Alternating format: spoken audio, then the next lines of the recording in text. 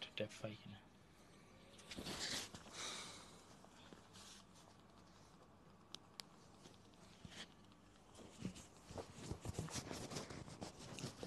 না পারে লাগবে না, আমি ফোনটা লগ ইন করে নিতেছি।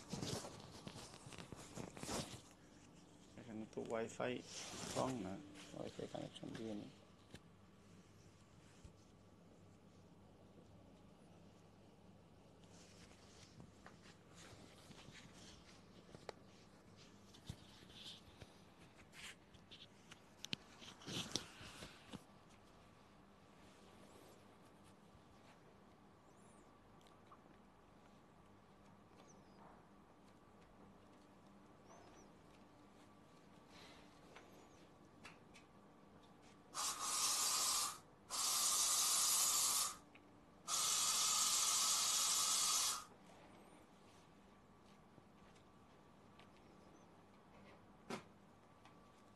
আটটায় তো নামাজ,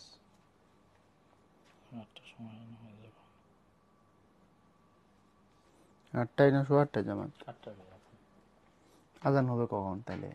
7:30। আজান হয়ে গেছে? সর্বনাশে তো কানেকশন নিতেছে না ওয়াইফাই দিয়ে। কি এটা ওয়াইফাই তার এবার বুঝেন। কেন নেটের অবস্থা খুব যখন দেখে আসবে। দাঁড়ান দাঁড়ান, এমবি দিয়ে ঢুকে পড়েছি, ঢুকে পড়েছি অলরেডি। স্যান্ডেল আছে আশপাশে? না ভাই, এই যে এটা আমি আপনি ধরো দরকার, আমি পায়ে দিয়ে নিতেছি। আপনি আরেকটা, আপনি ধরে না, নিষেধ করলাম না, আপনি আরেকটা নিয়ে এসেন। না চাই আমার স্যান্ডেল লাগবে না ভাই। এই রুমে ক্লাসে নেওয়া যায় না, যা ক্লাস নেওয়ার রুমও না, ওই বোর্ড নড়ে, লেখা যায়।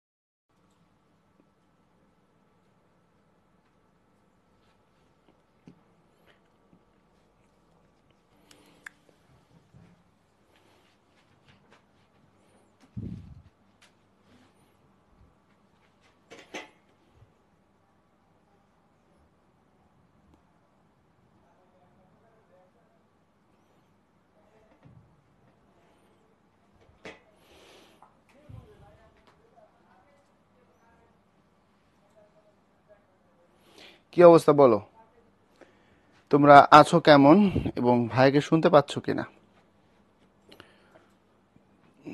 এভরিবডি, তোমরা সবাই ভালো আছো? কেমন আছেন ভাইয়া? ইয়া আলহামদুলিল্লাহ, ওয়েল এন্ড গুড। এখন ক্লাস শুরু করছি, আর একটু ভালো থাকবো। কারণ আমি সাধারণত ক্লাস শুরু করলে আমার ধরো যদি ফিজিক্যালি কোনো এমন থাকে যে শরীর ভালো লাগতেছে না, ম্যাজ ম্যাজ করে বা মাথা ব্যথা, এগুলো নর্মাল, আমার আস্তে আস্তে আমি কিউর হইতে থাকি। এটা আমার সাথে হচ্ছে, মনে করো কি বলবো, অ্যাটাচড। আমার মনে আছে একবার আমি চিটাং ব্রাঞ্চে গেছিলাম ফ্রি ক্লাস নিতে, সময়কালটা 19 সালে, হ্যাঁ 19-এর শেষের দিকে, নভেম্বরের দিকে। তো রাতে সাধারণত একটু তেল চর্বি জাতীয় খাবার খাইলে এবং দ্রুত ঘুমায় পড়লে আমার প্রচুর গ্যাস ফর্ম হয় এবং আমার পেট খারাপ করে বমি হয়, বিশেষ মানে বমি হয়, পেট খারাপ মানে বমি হয়, মাথা ব্যথা হয় খুব। তো গাড়িতে উঠবার আগে বাসা থেকে নুডলস খেয়ে বেরোছিলাম বেশ খানিকটা, গিয়ে গাড়িতে উঠে পড়ছি, অর্থাৎ নুডলস খাওয়া, গাড়িতে ওঠা, গাড়ি 5 মিনিট পরে ছাড়ছে, আর তারপরে ধরো কিছু পর আমি ঘুমাইছি। অর্থাৎ নুডলস খাওয়া থেকে ঘুমানো পর্যন্ত ধরো 45 মিনিট সর্বোচ্চ। তো চিটংয়ে নামার পরে আমি আবিষ্কার করলাম আমার প্রচণ্ড মাথা ব্যথা হচ্ছে এবং বমি হচ্ছে। তো ব্রাঞ্চে গেলাম, কিছুক্ষণ বিশ্রাম নিলাম, ওরা ভোর রাতে ওষুধ নিয়ে আসলো চিটাং মেডিকেল থেকে। ওখানে তো ফার্মেসি খোলা, ওষুধ খাইলাম, কাজ হচ্ছিল না, বমি হচ্ছিল। তো শেষে আমি বললাম যে আমাকে ধরে কোনো রকমে যদি আমি পড়েও যাই আমাকে ক্লাস পর্যন্ত নিয়ে যাবেন, এটা হচ্ছে আপনাদের কাজ, আমাকে ক্লাসে নিয়ে দিয়ে আসবেন, তারপরে দেখবেন আমি আস্তে আস্তে ঠিক হয়ে গেছি। এবং সত্যি এটা হইলো যে ক্লাসে যাওয়ার পরে আমার আস্তে আস্তে শরীর ভালো হলো। যদিও ক্লাসের নেয়াকালীনও একবার বমি হলো, তারপরে আমি ঠিক হয়ে গেছি। তা আমি আমার স্টুডেন্টদেরকে খুব ভালোবাসি, এবং এটার সবচেয়ে বড় প্রমাণ হচ্ছে আমি যখন তাদেরকে পড়াই বা তাদের কাছাকাছি থাকি, তাদের সাথে যখন আমার তোমার হচ্ছে মানে টপিক নিয়ে আলোচনা শুরু করে দিই, আস্তে আস্তে আমি ভালো ফিল করতে থাকি। সো তোমাদের সাথে শুরু করেছি যেহেতু আরো বেশি ভালো ফিল করব। আশরাফুল, আসলেই সাইন অফ রেসপন্সিবল ম্যান। হ্যাঁ, তো এটা আমাকে একটু ভোগায়। আমি ওই একটা অসুখেই মনে করে আক্রান্ত, খুব একটা অন্যান্য অসুখ আমার হয় না, কিন্তু আমি এটা নিতে পারি না। ধরো খাওয়ার পরে রাত্রে তাড়াতাড়ি ঘুমাই গেলেই মাথা ব্যথা হবেই। এখন আমি সতর্ক, তারপরে মাঝে মধ্যে হয়। আলহামদুলিল্লাহ ভালো আছে। আপনি কি হালিশহর ব্রাঞ্চে আসছিলেন? সাইমা, হালিশহরে কখনো যাইনি, চকবাজার গিয়েছি অনেকবার। আরেকবার গেলে হালিশহরে যাওয়ার একটা ব্যাপার আছে, চেষ্টা করব। মারিয়া কি বলছো? Sir you are the best BGS teacher I have ever seen so far. Thank you. তো চলো আমরা শুরু করে দিই, দেরি না করি।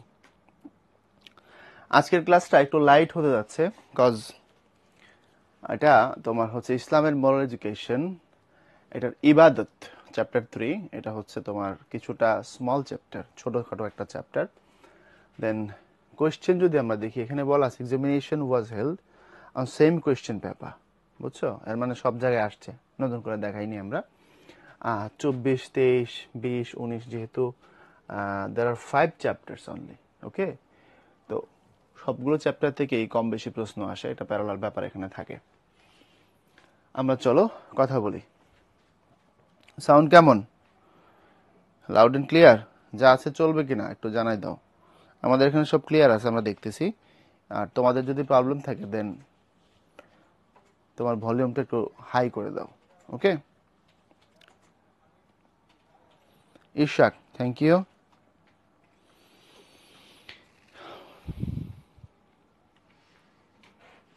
ওকে, দেখো কিছু খুব গুরুত্বপূর্ণ বিষয় আজকে তোমাদের সাথে শেয়ার করতে হবে এই ক্লাসে।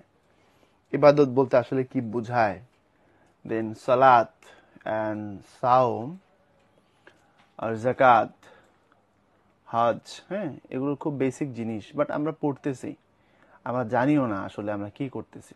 লাইক তুমি দেখবা সো মেনি পিপল যারা খুব বেশি প্র্যাকটিসিং, আজান দেরি নামাজ পড়ে। আমার কথা আগে মিলিয়ে দেখার চেষ্টা করো, দেন তুমি ডিসিশনে যাও। আমি আগেই তোমাকে বলছি না। সে নামাজ পড়ে, এমনকি সুন্নতি লেবাস পর্যন্ত আছে, মাথায় টুপি আছে, ইভেন তার কপালে এখানে দাগ আছে, বাট লাস্ট 1 or 2 ইয়ার্স প্রচুর পরিমাণে ভোক্তা অধিকার সংরক্ষণ অধিদপ্তর থেকে অপারেশনস হয়েছে, তোমরা দেখেছো বিভিন্ন বাজারে। এবং দেখবা যে প্রচুর পরিমাণে মজুদদার পাওয়া গেছে, বেশ কিছু, যারা হচ্ছে তোমার খুবই প্র্যাকটিসিং কিন্তু খাদ্য মজুদ করছে। ওই যে ডিম মজুদ করছে, তোমার কেউ চাল মজুদ করছে। একজন ডিম স্টক করা মানুষ অনেকগুলো ডিম সে হলো স্টক করছে। দেন তাকে যখন জিজ্ঞাসা করা হয়েছে যে আপনি অপরাধ করছেন কিনা, সে বলছে সে অল্প অপরাধ করেছে। তো এই টাইপের কিছু মানুষ আমরা দেখছি। এর মানে দাঁড়াইলো যে আমরা যারা বা যে প্র্যাকটিস করতেছি আমাদের রিলিজিয়ান, আমি মুসলমানদের কথা বলছি, অন্য ধর্মের ব্যাপারে আমি মন্তব্য করতে চাই না, আমি আমার আত্মসমালোচনা করব। আমরা যারা প্র্যাকটিস করতেছি, তাহলে বোঝা গেল ধর্মটাকে আমরা অন্তরের ব্যাপার বানাইনি। It's not a matter of our soul. আমরা ধারণ করি নাই, জাস্ট বাহ্যিকভাবে। যদি না হইতো, রাসূলুল্লাহ সাল্লাল্লাহু আলাইহি ওয়াসাল্লাম বলছেন যে 5 বার যদি তুমি নামাজ পড়ো তোমার কোনো গুনাহই থাকবে না, মানে সে নিষ্পাপ হবে। নিষ্পাপ মানুষের দ্বারা ফুড স্টক করা পসিবল না, কারাপশন করা পসিবল না, কারো হিউম্যান রাইটসকে তোমার নষ্ট করে ফেলা পসিবল না, কারো হক নষ্ট করে ফেলা পসিবল না, কেউ যদি নিষ্পাপ থাকে। দেন আরেক জায়গায় আসছে যে নামাজ মানুষকে সমস্ত অসৎ এবং অশ্লীল মন্দ কাজ থেকে বিরত রাখে, এটা আমাকে দূরে রাখবে।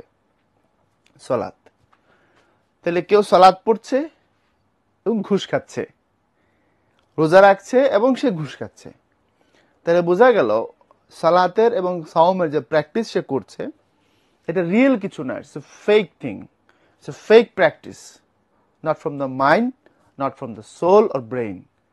জাস্ট এটা তার একটা বলতে পারো কাপড়ের মতো একটা আউটফিটের ব্যাপার হয়েছে। কিন্তু ইবাদত আল্লাহর অবে করা 100 থেকে ফিসিলমে কাফা বলতে যেটা বোঝানো হয়েছে যে তুমি সর্বাত্মকভাবে তোমার সমস্তটা নিয়ে ধর্মের ভিতরে ঢুকে পড়ো, মানে আমি মানলে সব মানি, এভাবে থাকো। তো কিছু মানলাম তো কিছু মানলাম না, কিছু বুঝলাম তো কিছু বুঝলাম না, কিছু করি তো কিছু করি না, এটা হইতে পারে না। হ্যাঁ, আমি সব মানি বাট আমি প্র্যাকটিস করি না, তার জন্য আমি গুনাহগার হইতে পারি ধরো প্র্যাকটিস না করলে, কিন্তু প্র্যাকটিস করতেছি এবং সেটা ফেক। পরিষ্কার বলা আছে যে লোক দেখানো ইবাদত হচ্ছে শিরকের সমতুল্য, শিরক, ডিরেক্ট শিরক। আমি সালাদ পড়বো হচ্ছে আমার রবের জন্য, কারণ আমি সালাদ পড়লাম যদি এই জন্য যে মানুষ আমারে ভালো বলুক, মসজিদে প্রথম রাকাত মানে কাতারে গিয়ে আমি একটা জায়নামাজ বিষয় দিয়ে আসলাম, তারপরে ওই জায়গাতেই গিয়ে নামাজ পড়লাম আর মাঝে মধ্যে বক্তব্য দিলাম, আমার টার্গেট যদি থাকে যে I wanna make myself as a president of মসজিদ কমিটি অর চেয়ারপারসন, জাস্ট এটা একটা শিরক, সিম্পল। বুঝতে পারছি ব্যাপারটা? তাহলে আমাদের ইবাদত বিষয়টা একজন বলছে, ফারিয়া বলছে রিয়া ইয়া, সো ইবাদত যে ব্যাপারটা এটা কেন হবে, এটা কি, আমরা ম্যাক্সিমাম মানুষ আমরা রিয়েলাইজ করি না। এটা আমাদের সত্যিকারের রিয়েল থিঙ্কিং এর জায়গায় এখন পর্যন্ত পৌঁছাইতে পারে নাই। ম্যাক্সিমাম মানুষ আমরা জানি না। দ্যাট ইজ ওয়াই একটা মানুষকে আল্লাহ বিবেচনা করবেন তাকওয়া দ্বারা। তোমাদের মধ্যে আসছে যে তোমরা পড়ছো, পড়াবো সামনে, যে তোমাদের মধ্যে সবচেয়ে উত্তম ব্যক্তি সে যার তাকওয়া ভালো, যার চরিত্র ভালো। এর মানে কি, এসবের অর্থ কি বোঝো? এখানে একবারও আসছে তোমাদের মধ্যে উত্তম ব্যক্তি সে যিনি মাদ্রাসার মুহাদ্দিস, বলা হয়নি। মসজিদের ইমাম সাহেব বলা হয়নি, বলা হয়েছে তাকওয়া যার ভালো। Either he or she could be a rickshaw puller ও গার্মেন্ট ওয়ার্কার। যার তাকওয়া বেশি, যার এখানে আল্লাহর ভয় বেশি, তাকওয়া মিন্স ফিয়ার অফ আল্লাহ, যার এটা বেশি সে হচ্ছে সবচেয়ে ভালো। সো তুমি বাহ্যিক আউটফিট থেকে, কারো বাহ্যিক ফেক প্র্যাকটিস থেকে তুমি ম্যাক্সিমাম সময়ই আইডেন্টিফাই করতে পারবে না, কারণ এটা মূল প্যারামিটার নয়। ইটস ট্রু দ্যাট আমার বাহ্যিক, আমার যদি দাড়ি থাকে, আমার যদি টুপি থাকে, আমি কিছু সুন্নাত অতিরিক্ত পালন করছি, এটা সত্য যে আমার টুপি আছে মানে একটা সুন্নাত আমার অতিরিক্ত আছে, মাশাআল্লাহ। আমি বন্ধুদের সাথে অনেক জায়গায় সালাতে যখন নামাজে দাঁড়াইল, অনেক সময় বলছে কাউসার তুই নামাজ পড়া, বা জুনিয়র বলছে তুমি নামাজ পড়াও, কারণ তুমি একটু ধর্ম বিষয়ে চর্চা করো। আমার ওইখানে কোনো বন্ধু থাকলে, যেমন যদি তার দাড়ি থাকে, আমি বলছি না, ওর আমার থেকে একটা সুন্নাত বেশি আছে, তুই সামনে দাঁড়া। আমি দাঁড়াই নাই কখনো। না দাঁড়ানোর কারণ হচ্ছে এটাকে আমার খুব রিস্কের কাজ বলে মনে হয়। আমি বলতাম যে তুই দাঁড়া, কারণ তোর একটা সুন্নাত আমার থেকে বেশি। বুঝতে পারছি ব্যাপারটা? তো আমার এক বন্ধু আছে, ওর দাঁড়িয়ে আছে, আমি বলছি তুই দাঁড়া, তোর একটা সুন্নাত আমার থেকে বেশি। তো সুন্নাত একটা থাকলে এটা অতিরিক্ত।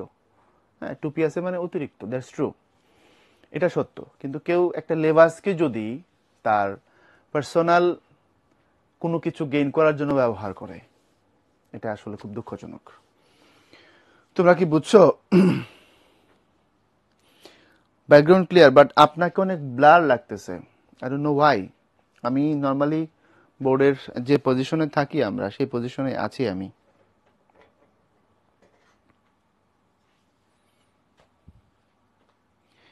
এবার ঠিক আছে? বুঝতেছো এবার? জানাও, ইবাদত is an Arabic word. Its meaning to express absolute humility and humbleness, yeah, and to be the extremely submissive. And in the Islamic terminology, obedience, দেখো এই যে obedience to the regulations of Allah, the Most High, in all affairs of daily life is called ibadah. By creating as Allah the Most High as best. দেখো আমি বারবার বলছিলাম যে তুমি তোমার অ্যাবসলিউট আত্মসমর্পণ, তুমি আর কিছুই বাকি রাখো নাই, তুমি তোমার নিজেকে সর্বাত্মকভাবে 110% তুমি তোমার রবের প্রতি নিজেকে সমর্পণ করবে, এটার নামই ইসলাম। আমাদের সোহাগ ভাই দেখবা একটা ছোট্ট বক্তব্য আছে, আল্লাহর আনুগত্য বনাম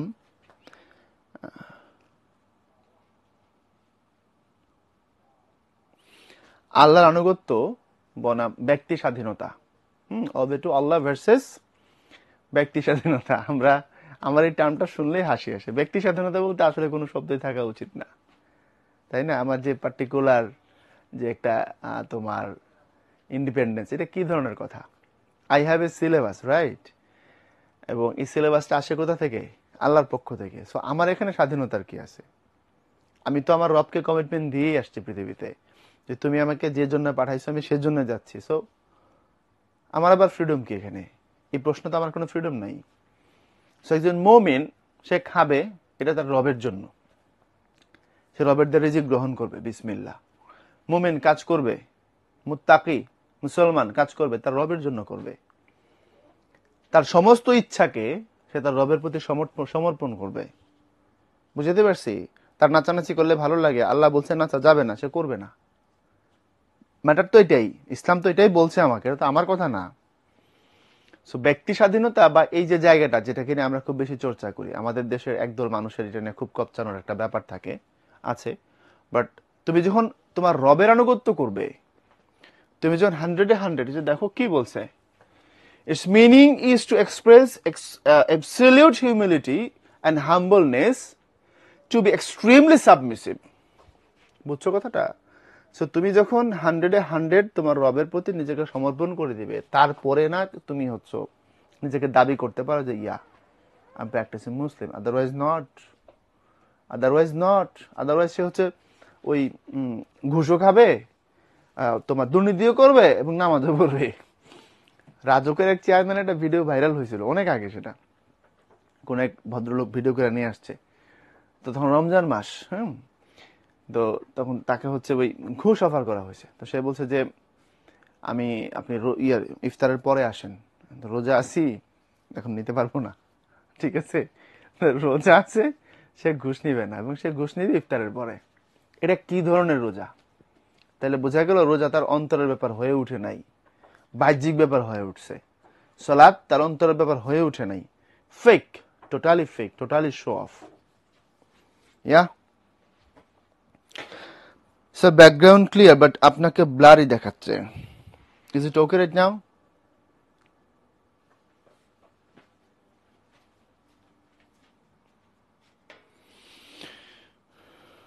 ইশরাক বলছে no, I can see you clearly.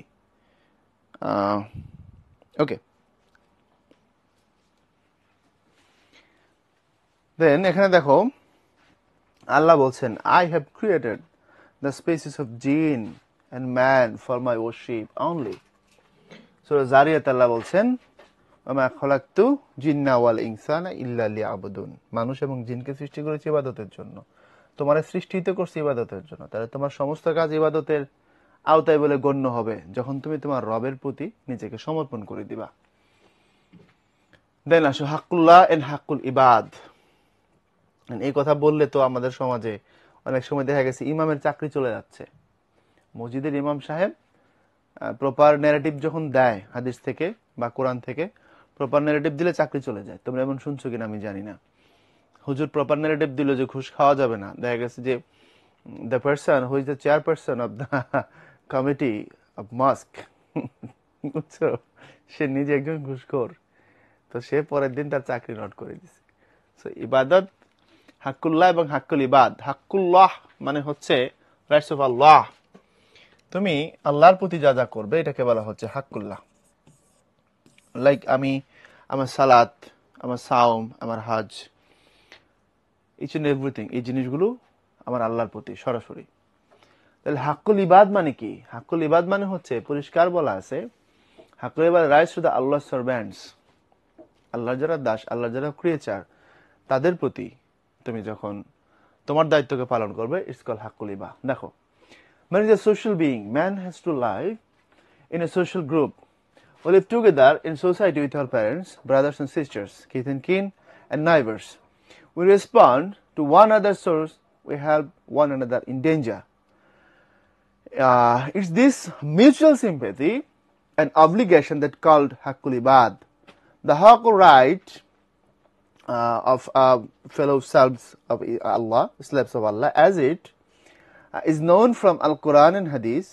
In Islam, is very high importance has been attached to be rights. এখন তুমি তোমার ফেলো, তোমার সার্ভেন্ট, এখন তাদের হিউম্যান রাইটস গুলোকে যখন প্রপারলি মেনটেন করবা, আসো আমরা 1 2 3 করে একটু দেখি। এক নম্বর আছে rights to close relatives, rights to distant relatives, rights of নাইবার্স, rights of competitors.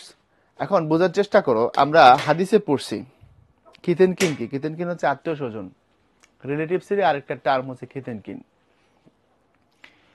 তো বুঝো, আমরা আমাদের যারা মানুষজন আছে, আমাদের সাথে যারা কাজ করে, আমাদের অধীনস্থ যারা, আমার বন্ধু যারা, আমার কলিগ যে, আমার রিলেটিভ যে, আমার ফ্যামিলির মানুষ যারা, তাদের প্রতি আমার কিছু রাইটস আছে, to do something to them. Like ধরো তুমি হচ্ছে 20,000 টাকা জাকাত দিবা, বলা হচ্ছে চ্যারিটি বিগিনস অফ হোম। এই কথাটা ইংরেজিতে হইলো, এটা আমাদের ধর্মে তাৎপর্য আছে, এটা আমাদের হাদিসে আসছে।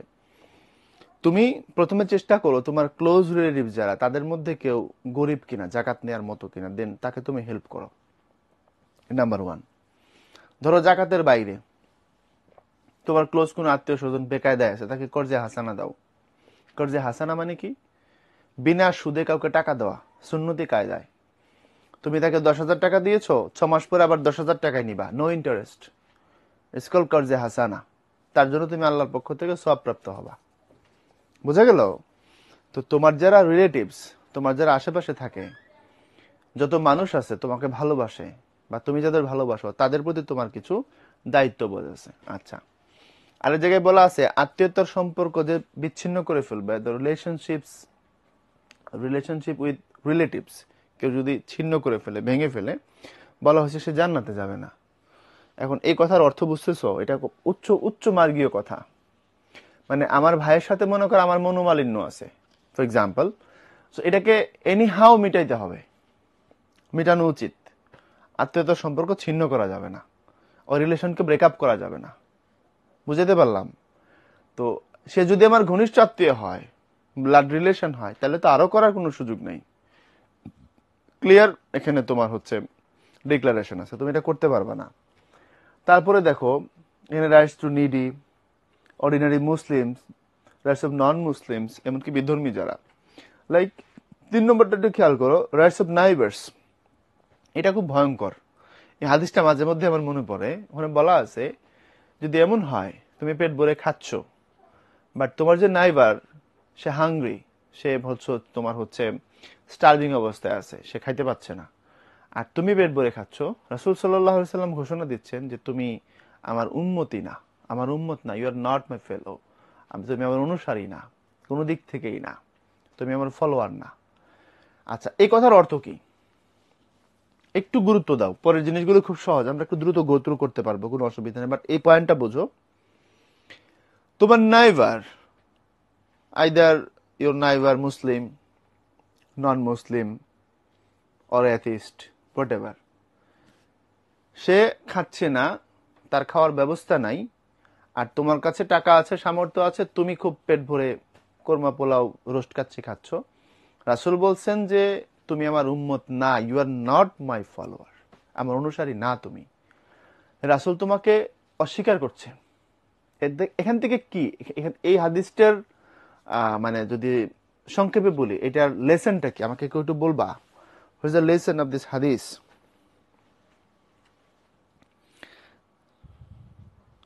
জাকাত আর সাদকা এর মধ্যে ডিফারেন্স কি? জাকাত তো তুমি তোমার কি পরিমাণে প্রপার্টি আছে তার একটা অংশ, অর্থাৎ তোমার মোট প্রপার্টি 2.5% তোমাকে জাকাত দিতে হবে। সাদকা তো সেটা না, সাদাকা ভিন্ন জিনিস। সাদাকা তুমি যে কোনো সময় তোমার ইচ্ছা অনুযায়ী কম অথবা বেশি করতে পারবা, আর জাকাত you are bound to do it, you have to do it, এখান থেকে বাঁচার কোনো রাস্তাই নেই। ওকে, বুঝে থাকলে বলো, নইলে আমি ডিটেইলে বলবো। Snigdha, Maria, if the opposite side is full of arrogance and plan to hit you behind, should they keep the relationship? Yeah, important question. বলছি, to help the helpless, Zarin Jashim Rafa, you cannot ignore neighbors and you're responsible for them. Yeah. আচ্ছা, স্নিগ্ধা বুঝতে পারছো, thank you. একজন প্রশ্ন করেছো যে opposite side যদি এমন হয় যে আমার বাহিনী থেকে আমাকে ক্ষতি করতে চায়, আমার একদম ডিরেক্ট এনিমি, সে আমাকে পাইলে ক্ষতি করবে, দেন তুমি যেটা করতে পারো, তুমি জানো সে তোমার শত্রু, তোমাকে সতর্ক হইতে হবে। প্রকাশ্যে তার সাথে বিরোধে জড়ানোর দরকার নেই। সহজ কথা, আমি তাকে ইগনোর করতে পারি, অ্যাভয়েড করতে পারি, তার সাথে হয়তো মাখামাখি ঘনিষ্ঠতা আমার থাকবে না। আমি মাংস রান্না করলে যে একবারই তার বাসায় পাঠাবোই ব্যাপারটা এমন না, তবে তার সাথে আমার হাই হলো থাকবে, পানি শরবতের সম্পর্ক থাকতে পারে, আমি আমাকে সাবধানে রাখবো, সেজন্য আমার কোনো ক্ষতি করতে না পারে, এটাই ভালো। আর সবচেয়ে ভালো হয় যদি আমি এমন পারি যে ভালোবাসা দিয়ে তাকে জয় করে ফেলতে পারি। দেখো, মানে একটা সাধারণ মানুষ যদি তোমার বন্ধু হয় ফাইন, কিন্তু শত্রুকে যদি বন্ধু বানানো যায় সে খুব ভালো বন্ধু হয়। হাদিসে আমরা দেখেছি রাসূল সাল্লাল্লাহু আলাইহি ওয়াসাল্লাম রাসূলের যারা শত্রু ছিলেন তাদেরকে এমন ভাবে বন্ধুত্বে আবদ্ধ করেছেন যে তারা আজীবন বন্ধু থেকে গেছে। এরপরে যদি দেখো সে বন্ধুর বেশে আসছে, বাট সে একজন মুনাফিক, আমরা মুনাফিকের সঙ্গে আগের লেকচারে পড়েছি, এর আগে প্রথম দিকে, যদি মনে করো বুঝতে পারো, তুমি রিকগনাইজ করে ফেলো, কোনো কোনো প্যারামিটার থেকে তুমি ডিসিশনে আসতে পারো যে হি ও শি ইজ আ মুনাফিক, দেন তাকে অ্যাভয়েড করো, দূরে থাকো, এটাই ভালো। ইশাক বলেছো, we should always help our neighbors from as much as we can. Yeah, মানে তোমার নাইবার সে মুসলিম না মুসলিম না ডাজন্ট ম্যাটার, বলা হয়েছে তাকে হেল্প করো, তার খবর রাখো, সে ভালো আছে না খারাপ আছে সেটা জানার চেষ্টা করো, এবং তার প্রতি তুমি তোমার সাহায্যের হাত বাড়ায় দাও। ইসলাম কত সুন্দর, what a beauty. And then সালাত, সালাত নিয়ে বলছিলাম, আল্লাহ আমাদেরকে মাফ করুক। দেখো, এখানে আমরা বুখারীর একটা হাদিস দেখতে পাচ্ছি, right? Islam is founded on 5 pillars to testify this, that besides Allah there is no other, কালেমার আসতেছে, ইলাহ, কোনো ইলাহ নাই। And Hazrat Muhammad sallallahu alaihi wasallam is Allah's Rasul, to establish salat, to give out zakat, fasting during Ramadan, pilgrims, হজ করা। তাইলে বুঝতেছো আমরা ইমানের যে বিষয়গুলো নিয়ে বলতেছি, যে সাক্ষ্য দেওয়া আল্লাহ ছাড়া কি নাই, মাবুদ নাই, রাসূল মুহাম্মদ সাল্লাল্লাহু আলাইহি ওয়াসাল্লাম আল্লাহর প্রেরিত বান্দা এবং রাসূল। এরপরে এটা স্বীকার করার পরে তোমাকে প্রথম কাজ যেটা করতে হবে, টু এস্টাবলিশ সালাত, এই হচ্ছে মূল কথা। দেখো, এটা বলা হয় না টু প্র্যাকটিস সালাহ, তুমি সালাত প্র্যাকটিস করবে পার্সোনালি করলে ইটস নট এস্টাবলিশমেন্ট অফ সালাহ। আমি তোমাকে মূল পয়েন্টে যেতে পারতেছি কিনা আমি জানি না, আমি পড়ছি, ইট ডাজন্ট মিন দ্যাট সালাত ইজ এস্টাবলিশ, মানে এমন কিছু মিন করছে না। এস্টাবলিশমেন্ট মানে হচ্ছে it's a social, it's a big dimensional establishment, মানে পুরো সমাজ পড়বে, রাষ্ট্র পড়বে, সব মানুষ পড়বে, সালাতকে নিজের লাইফে বাস্তবায়ন করবে। How? there are two types, or two dimension, two kinds of effects of salat. একটা হচ্ছে তোমার স্পিরিচুয়াল, তোমার ভিতরের, আর একটা হচ্ছে তোমার সোশ্যাল। একদম মোটা দাগে যদি বলি, তোমার হেলথের ব্যাপার যেটা, সেটা ধরো না বললাম। যদি এজ এন ইবাদত তুমি এই দিক থেকে দেখো, আমি আল্লাহর প্রতি আমার সমস্ত কিছু নিবেদন করলাম, আমি সালাত আদায় করলাম, it's a fact, it's a thing, আমি আল্লাহর পক্ষ থেকে সওয়াবের ভাগিদার হব।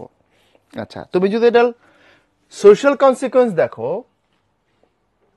মানে এত বিগ ডাইমেনশন সালাতের social consequence, you can't imagine. এখানে যারা ছেলেরা আসো, একটু রেসপন্স করবা। এখন তো সিটি পিপল, হ্যাঁ, অনেকে নেইবারদের চিনে না, হ্যাঁ, এটা হওয়া উচিত না। ছেলেরা একটু রেসপন্স করবা। তোমরা যেহেতু মসজিদে যাও রেগুলার, মসজিদে গেলে যেটা হয়, একজন ওই যে রিচ ম্যান, পুর ম্যান, তাই না, নো ডিফারেন্স, পাশাপাশি দাঁড়াইলাম, নামাজ পড়লাম। ধরো একজন সচিব দাঁড়ায় আছে, তার সামনে ঠিক বরাবর সামনে একজন খুব গরিব মানুষ দাঁড়াইছে, একজন রিক্সাওয়ালা। সেক্রেটারি বলবে না যে তুমি আমার সামনে কেন। It's not a rule of mosque or Islam যে যেখানে আছে সে সেখানে দাঁড়াবে, সে সেখানে নামাজ পড়বে। তো মসজিদে যখন 5 বার কোন এলাকার মানুষ নামাজের জন্য একত্রিত হবে, একে অপরের খবর নিতে পারবে, নাম্বার 1। ওখানে গেলে ইকুইটির যে ব্যাপারটা, এটা ভিতর থেকে ফিল আসে, তাই না? যে আমি একজন উচ্চবিত্ত মানুষ, আমার অনেক টাকা আছে, আমি বড় চাকরি করি অথবা অনেক বড় পোস্ট হোল্ড করি, বাট আমি যখন মসজিদে আসছি এটা কোনো ম্যাটার করছে না। আমার হয়তো এক পাশে একজন খুব গরিব মানুষ, খুব সাধারণ মানুষ, কোনো ব্যাপার না। এই যে নিজের ভিতরের যে ইগো, এই যে অহংকার, এটাকে ধ্বংস করা, এটাকে নামায় নিয়ে আসা। আমরা বলি না যে হচ্ছে মাটির মানুষ, বলি সাধারণ মানুষ হয়ে যাওয়া। তো এই জায়গাগুলো সালাতের বড় ধরনের শিক্ষা। কথা বুঝতে পারছি? কারণ বলা হয়েছে যে সামান্য পরিমাণও অহংকার কারো ভিতরে যদি থাকে সে জান্নাতে যাবে না। সো এই কথাটা আরো বেশি গুরুত্বপূর্ণ। সামান্যতম অহংকারও যদি থাকে, লাইক আ পার্টিকেল, ধরো খুব সামান্য, আল্লাহ বলছে তুমি জান্নাতেই যাবে না। এর মানে কি? তুমি জান্নাতে হওয়ার জন্য সমস্ত অহংকার, সমস্ত ইগো, এগুলাকে কি করতে হবে? নষ্ট করে দিতে হবে। এগুলা থেকে বের হয়ে আসা লাগবে। তোমরা কি আমার কথা বুঝতে পারছো?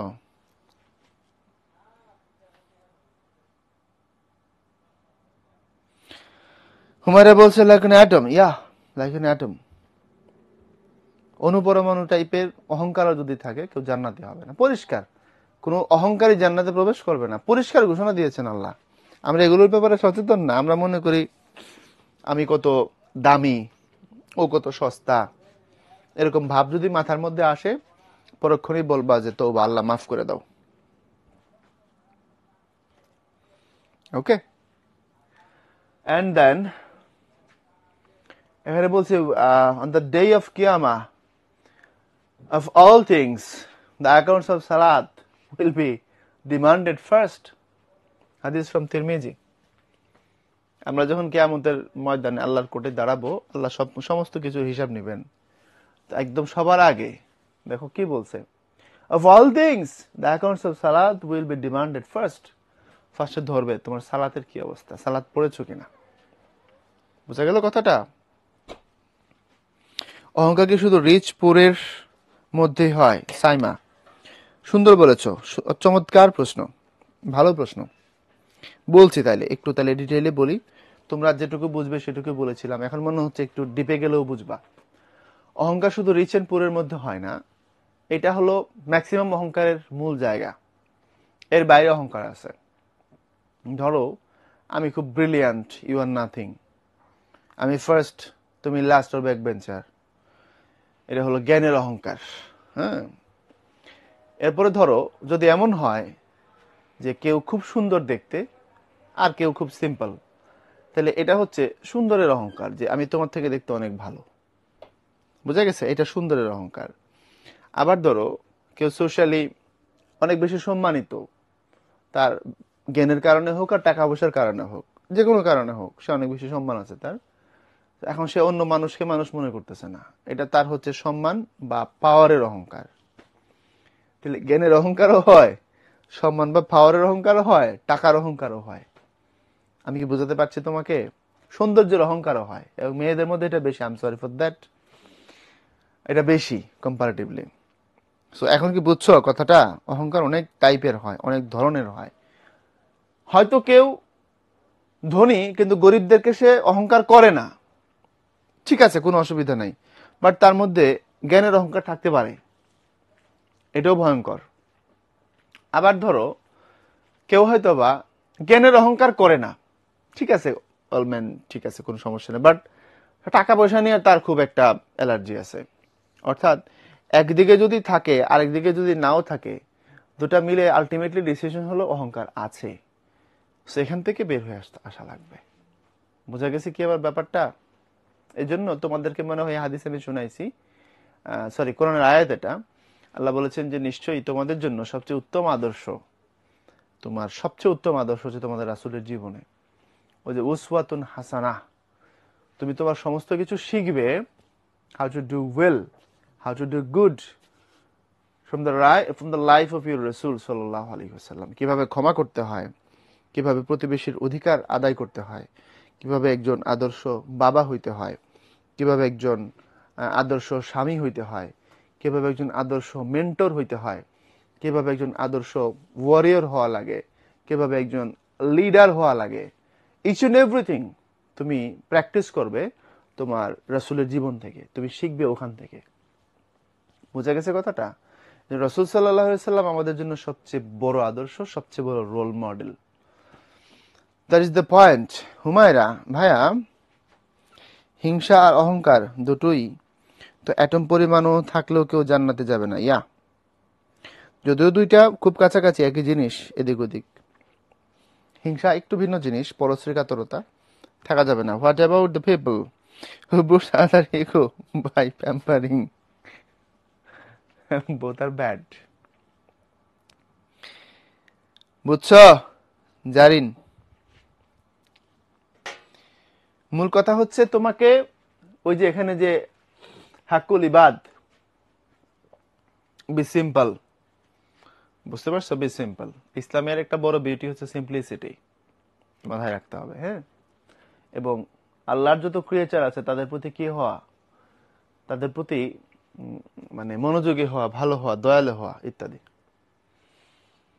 অ্যান্ড রিলিজিয়াস ইম্পর্টেন্স, সালাত রিলিজিয়াস ইম্পর্টেন্স যদি বলি, রাসূল সাল্লাল্লাহু আলাইহি ওয়াসাল্লাম said, one who offers salat with attention, that salat will be nur for him. তাবারানির হাদিস, তাবারানি is a book of hadith. কেউ যদি পূর্ণাঙ্গ মনোযোগ দিয়ে সালাত পড়ে, that salat will be nur for him, তার জন্য লাইট হবে, আলো হবে। এখানে আমাদের দুর্বলতা আছে, আল্লাহ মাফ করুক, আমার নিজেরই এই জায়গায় আমার উইকনেস আছে। আমরা যখন নামাজে দাঁড়াই আমাদের ফুল অ্যাটেনশন থাকে না,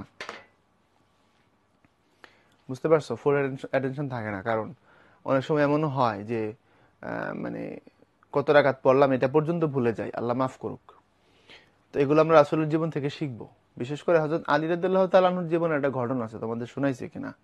একটা যুদ্ধে হযরত আলী রাদিয়াল্লাহু তাআলা আনহুর পায়ে তীর ঢুকে যায়। পরে যারা চিকিৎসক তারা তীর বের করার চেষ্টা করে, হচ্ছিল না। আলী চিৎকার চেঁচামেচি করতেছে, ব্যথা পাচ্ছে, পা ফুলে গেছে। তো রাসূল বললেন, ঠিক আছে এখন বাদ দাও। সাহাবীদেরকে ডাইকে নিয়ে বললেন, আলী যখন নামাজে দাঁড়াবে পেছন থেকে টান দিয়ে খুলে নিয়ে যাবা। হ্যাঁ বলছে, ওকে ফাইন। তো হযরত আলী রাদিয়াল্লাহু তাআলা আনহু যখন সালাতে দাঁড়াইলেন, সাহাবীরা তিনজনে মিলে তীর টান দিয়ে বের করে নিয়ে গেছে। উনি কোনো শব্দই করে নাই, দাঁড়াই রয়েছে। হতে পারে উনি টেরি পান নাই, অথবা হতে পারে উনি সালাতের প্রতি এমন বেশি মনোযোগ দিয়েছেন যে সালাত উনি ভাঙবেন না। এটাই হচ্ছে আল্লাহর আনুগত্য করা, সাবমিসিভ, 100-100। তো এর নাম হচ্ছে সালাত। আমাদের মশা কামড় দিলে আমরা লাফালাফি করি। তারাবির নামাজে ছেলেরা যখন যায়, এখানে তোমরা একটু বলবা কিনা, লং টাইম যখন তোমার হচ্ছে খাতমে তারাবিতে দাঁড়ায় থাকতে হয়, আহা কি বিরক্তি। মশা কামড়ালে কত মন খারাপ হয়, বুঝছো?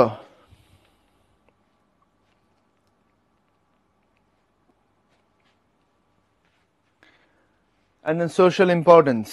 সোশ্যাল ইম্পর্টেন্স তোমাদেরকে বলছি, সবচেয়ে বড় ব্যাপার যেটা, সেটা হচ্ছে আমরা মানে সালাত আমাদের মধ্যে একটা নেটওয়ার্ক তৈরি করে, তাই না? আমরা প্রত্যেকের কন্ডিশন, প্রত্যেকের অবস্থা মনে করো আমরা জানতে পারি। তারপরে পুর অ্যান্ড রিচ, তাদের মধ্যে কি তৈরি করে? একটা ইকুইটি তৈরি করে। তারপরে মানুষের মধ্যে যে ইগোটা আছে, এই ইগোটাকে ডিমলিশ করার জন্য সালাত অনেক বেশি কার্যকরভাবে কাজ করে। নামাজে দাঁড়াই গেছি মানে আমি আল্লাহর সামনে দাঁড়াই গেছি। সো সালাতের সামাজিক যে সোশ্যাল ইম্পর্টেন্স যেটা, এটা অনেক হাই, অনেক হাই। আমরা হয়তো এইভাবে হয়তোবা ভাবি না, বাট অনেক হাই। অ্যান্ড সাওম, সাওম is an Arabic word. Its Persian synonym is roza. Its literal meaning is to abstain from, বিরত থাকবা তুমি। In the terminology of Islamic Sharia, সাওম is to refrain from food, drink and sensual pleasure. এটা খুব গুরুত্বপূর্ণ। From dawn to dusk in order to please Allah. এখন ধরো তুমি সারাদিন না খায় থাকলা, সত্য, বাট এই যে সেন্সুয়াল প্লেজার যেটা, এটা তুমি প্র্যাকটিস করলা। লাইক তুমি সিনেমা দেখলা, উচ্চস্বরে হাসলা, সিনেমার কোনো দৃশ্য অশ্লীল যদি হয় বা এমন যদি হয় যেটা শরীয়তের সাথে যায় না, সেটা তোমাকে আনন্দ দিল। আমাদের যে পঞ্চ ইন্দ্রিয় আমরা বলি আর কি, আমাদের যে সেন্সুয়াল যে অর্গানগুলো আছে, ধরো চোখ, নাক, মুখ, কান, স্কিন, এগুলোর প্রত্যেকটা আমাদেরকে দুনিয়ার যে পাপ আছে সেদিকে টেনে নিয়ে যায়। বুঝতে পারছো? তো আমি যদি এগুলো দিয়ে খারাপ কিছু করি, শুনি, প্র্যাকটিস করি, এটা আমার রোজাকে নষ্ট করে। ক্লিয়ার কথাটা? সো এর কোনোটাই কি করা যায় না, প্র্যাকটিস করা যায় না। তো সাওম মানে হচ্ছে তুমি নিজেকে পুড়ে ফেলবা। We have to burn your self. নিজেকে ভেঙে পুড়ায়া তুমি খাঁটি করবে। তুমি না খায়া থাকবা, গরিবের দুঃখ বুঝবা। তুমি তোমার সেন্সুয়াল প্লেজার থেকে দূরে থাকবা, মানে তুমি তোমার সংযম বা নিজেকে কন্ট্রোল করার যে মানসিকতা সেটাকে ডেভেলপ করলে। It's a practice, it's a training. Okay, so তোমাকে দুইটাকে প্যারালাল প্র্যাকটিস করতে হবে। তুমি ফুড এন্ড ড্রিঙ্ক এখান থেকে বিরত আসো, বাট এটা প্র্যাকটিস করছো, সালাত হবে না। এটা বলতে পারো একটা বাইলিটারাল ডাইমেনশন, বোথ সাইড থেকে। তোমার একটা যদি হয়, আরেকটা যদি না হয়, একটা তুমি পালন করলা আরেকটা পালন করলা না, তাহলে সাওম হবে না। টোটালি রং। বোঝা গেল কিনা বলো?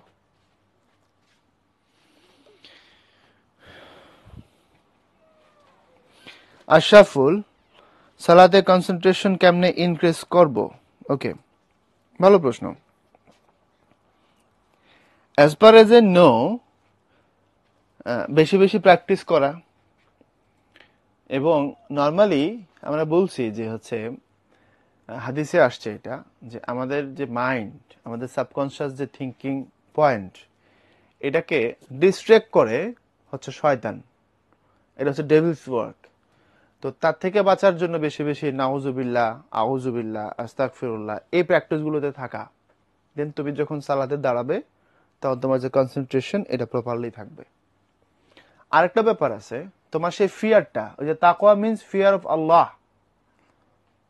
Fear of Allah. তুমি যখন সালাতে দাঁড়াবে তোমাকে এটা মনে রাখতে হবে যে আমি আল্লাহর সামনে দাঁড়াইছি। কারণ হাদিসে আসছে যে নামাজ হচ্ছে মুমিনের জন্য মেরাজ, আসসালাতু মিরাজুল মুমিনিন। সালাত হচ্ছে মুমিনের জন্য মেরাজ। মেরাজ মানে কি? মেরাজে আল্লাহ রাসূল গিয়েছেন কোথায়? আরশে আজিমে, তাই না? সো আসসালাতু মিরাজুল মুমিনিন, মেরাজে আল্লাহ রাসূলের কথোপকথন হয়েছে এবং আল্লাহ রাসূল আল্লাহর দিদার লাভে ধন্য হয়েছেন। সালাত যদি হয় মুমিনের জন্য মেরাজ, তাহলে সে কথা বলছে আল্লাহর সাথে। It's a conversation between me and Allah. এবং আমি স্ট্যান্ড বাই আছি কার সামনে? আল্লাহর সামনে। এখন আমি যদি আল্লাহর সামনে স্ট্যান্ড বাই আছি, নিজেকে বিশ্বাস করাইতে পারি, আমি যদি নিজেকে বিশ্বাস করাইতে পারি যে আমি যে কথাগুলো বলছি আল্লাহর সাথে বলছি, আলহামদুলিল্লাহি রাব্বিল আলামিন, আমি সমস্ত প্রশংসা তোমার জন্য করি, তোমার প্রতি। এখন তুমি বলতেছো বাট ফিল করতেছো না, বুঝতেছো না কি বলতেছো, কেন বলতেছো, দেন তোমার মধ্যে ফিয়ার অফ আল্লাহ, তাকওয়া, এটা ইনপুট হবে না। তো এই জিনিসগুলোকে ডেভেলপ করা, ডেভেলপ করলে অটো এগুলো কি হয়ে যায়, ইনক্রিজ হয়ে যায়।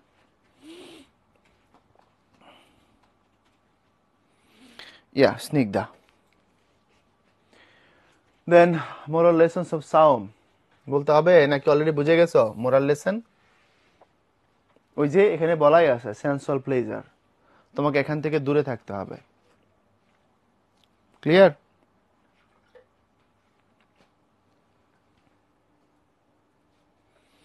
ওকে,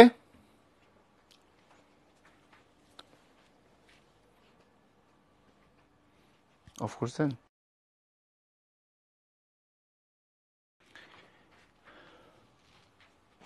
Is it clear or not? Jahin বলছো আয়াত কি ব্লু পেন দিয়ে লিখবো? ডেফিনেটলি ভালো হয়। মারিয়া, not just straying refrain from foods but also all acts from bad deeds, am I right? Bad deeds definitely এখানে একটু ব্যাখ্যার দরকার আছে। সেটা হচ্ছে ধরো তোমার বোঝার জন্য বলছি, just take it easy. Sensual pleasure doesn't mean only bad deeds. Husband and wife তাদের মধ্যে যে সেক্সুয়াল রিলেশনশিপ প্র্যাকটিস করে, এটা তো ইসলামের দৃষ্টিতে কোনো ব্যাড ডিডস না, বাট এটাও প্র্যাকটিস করা যাবে না। সহজ কথা, মানে তোমার সেন্সুয়াল যত অর্গান আছে এগুলোকে ব্লক দিয়ে দেওয়া। জিহাদের সংজ্ঞায় বলা হয়েছে যে মনের যে কুপ্রবৃত্তি, যে সেন্সুয়াল অর্গানগুলো আমাদেরকে যে ব্যাড থিং আমাদের মধ্যে নিয়ে আসে, এটাকে আটকায় দেওয়ার নাম হচ্ছে জিহাদে আকবার, বড় জিহাদ। যুদ্ধের ময়দানে তরবারি ধরা, to be soldier or warship, কি বলে ওয়ারিয়ার, এটা হচ্ছে ছোট জিহাদ। কেন? কারণ যে নিজেকে আল্লাহর পথে রাখতে পারবে, নিজের সেন্সুয়াল অর্গানগুলোকে কন্ট্রোল করে, সেই না তরবারি ধরবে। সো ব্যাড ডিডস তো ব্যাড ডিডস ডেফিনেটলি। আবার যেগুলো কোনো কোনো ক্ষেত্রে ব্যাড ডিডস না, বুঝা গেছে, সেগুলো যখন তুমি সাওমের অবস্থায় থাকবে, সেই প্র্যাকটিসও করা যাবে না। সহজ কথা। সো এটা 100-এ 100, যে বললাম না, it's A training, it's a training. And ওই যে দেখো এখানে বলা আছে, মুহাম্মদ রাসূলুল্লাহ সাল্লাল্লাহু আলাইহি ওয়াসাল্লাম said সাওম is as if a shield, এটা তোমাকে রক্ষা করবে ঢালের মতো।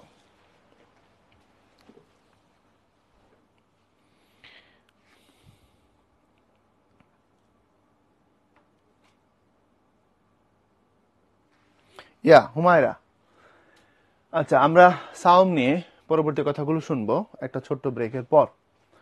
তো চলো ভাইকে একটু 5 মিনিটের একটা ব্রেক নিতে দাও।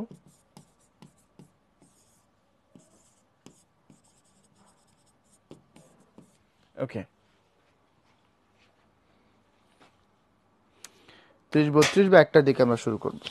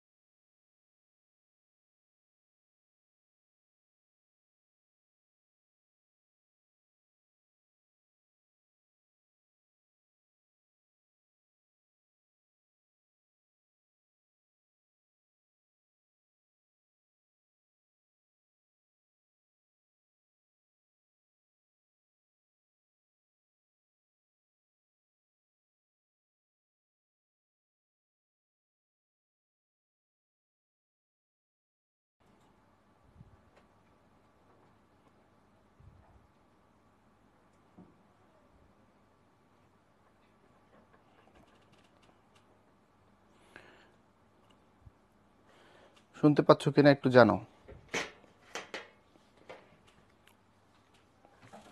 সাউন্ড ক্লিয়ার কিনা?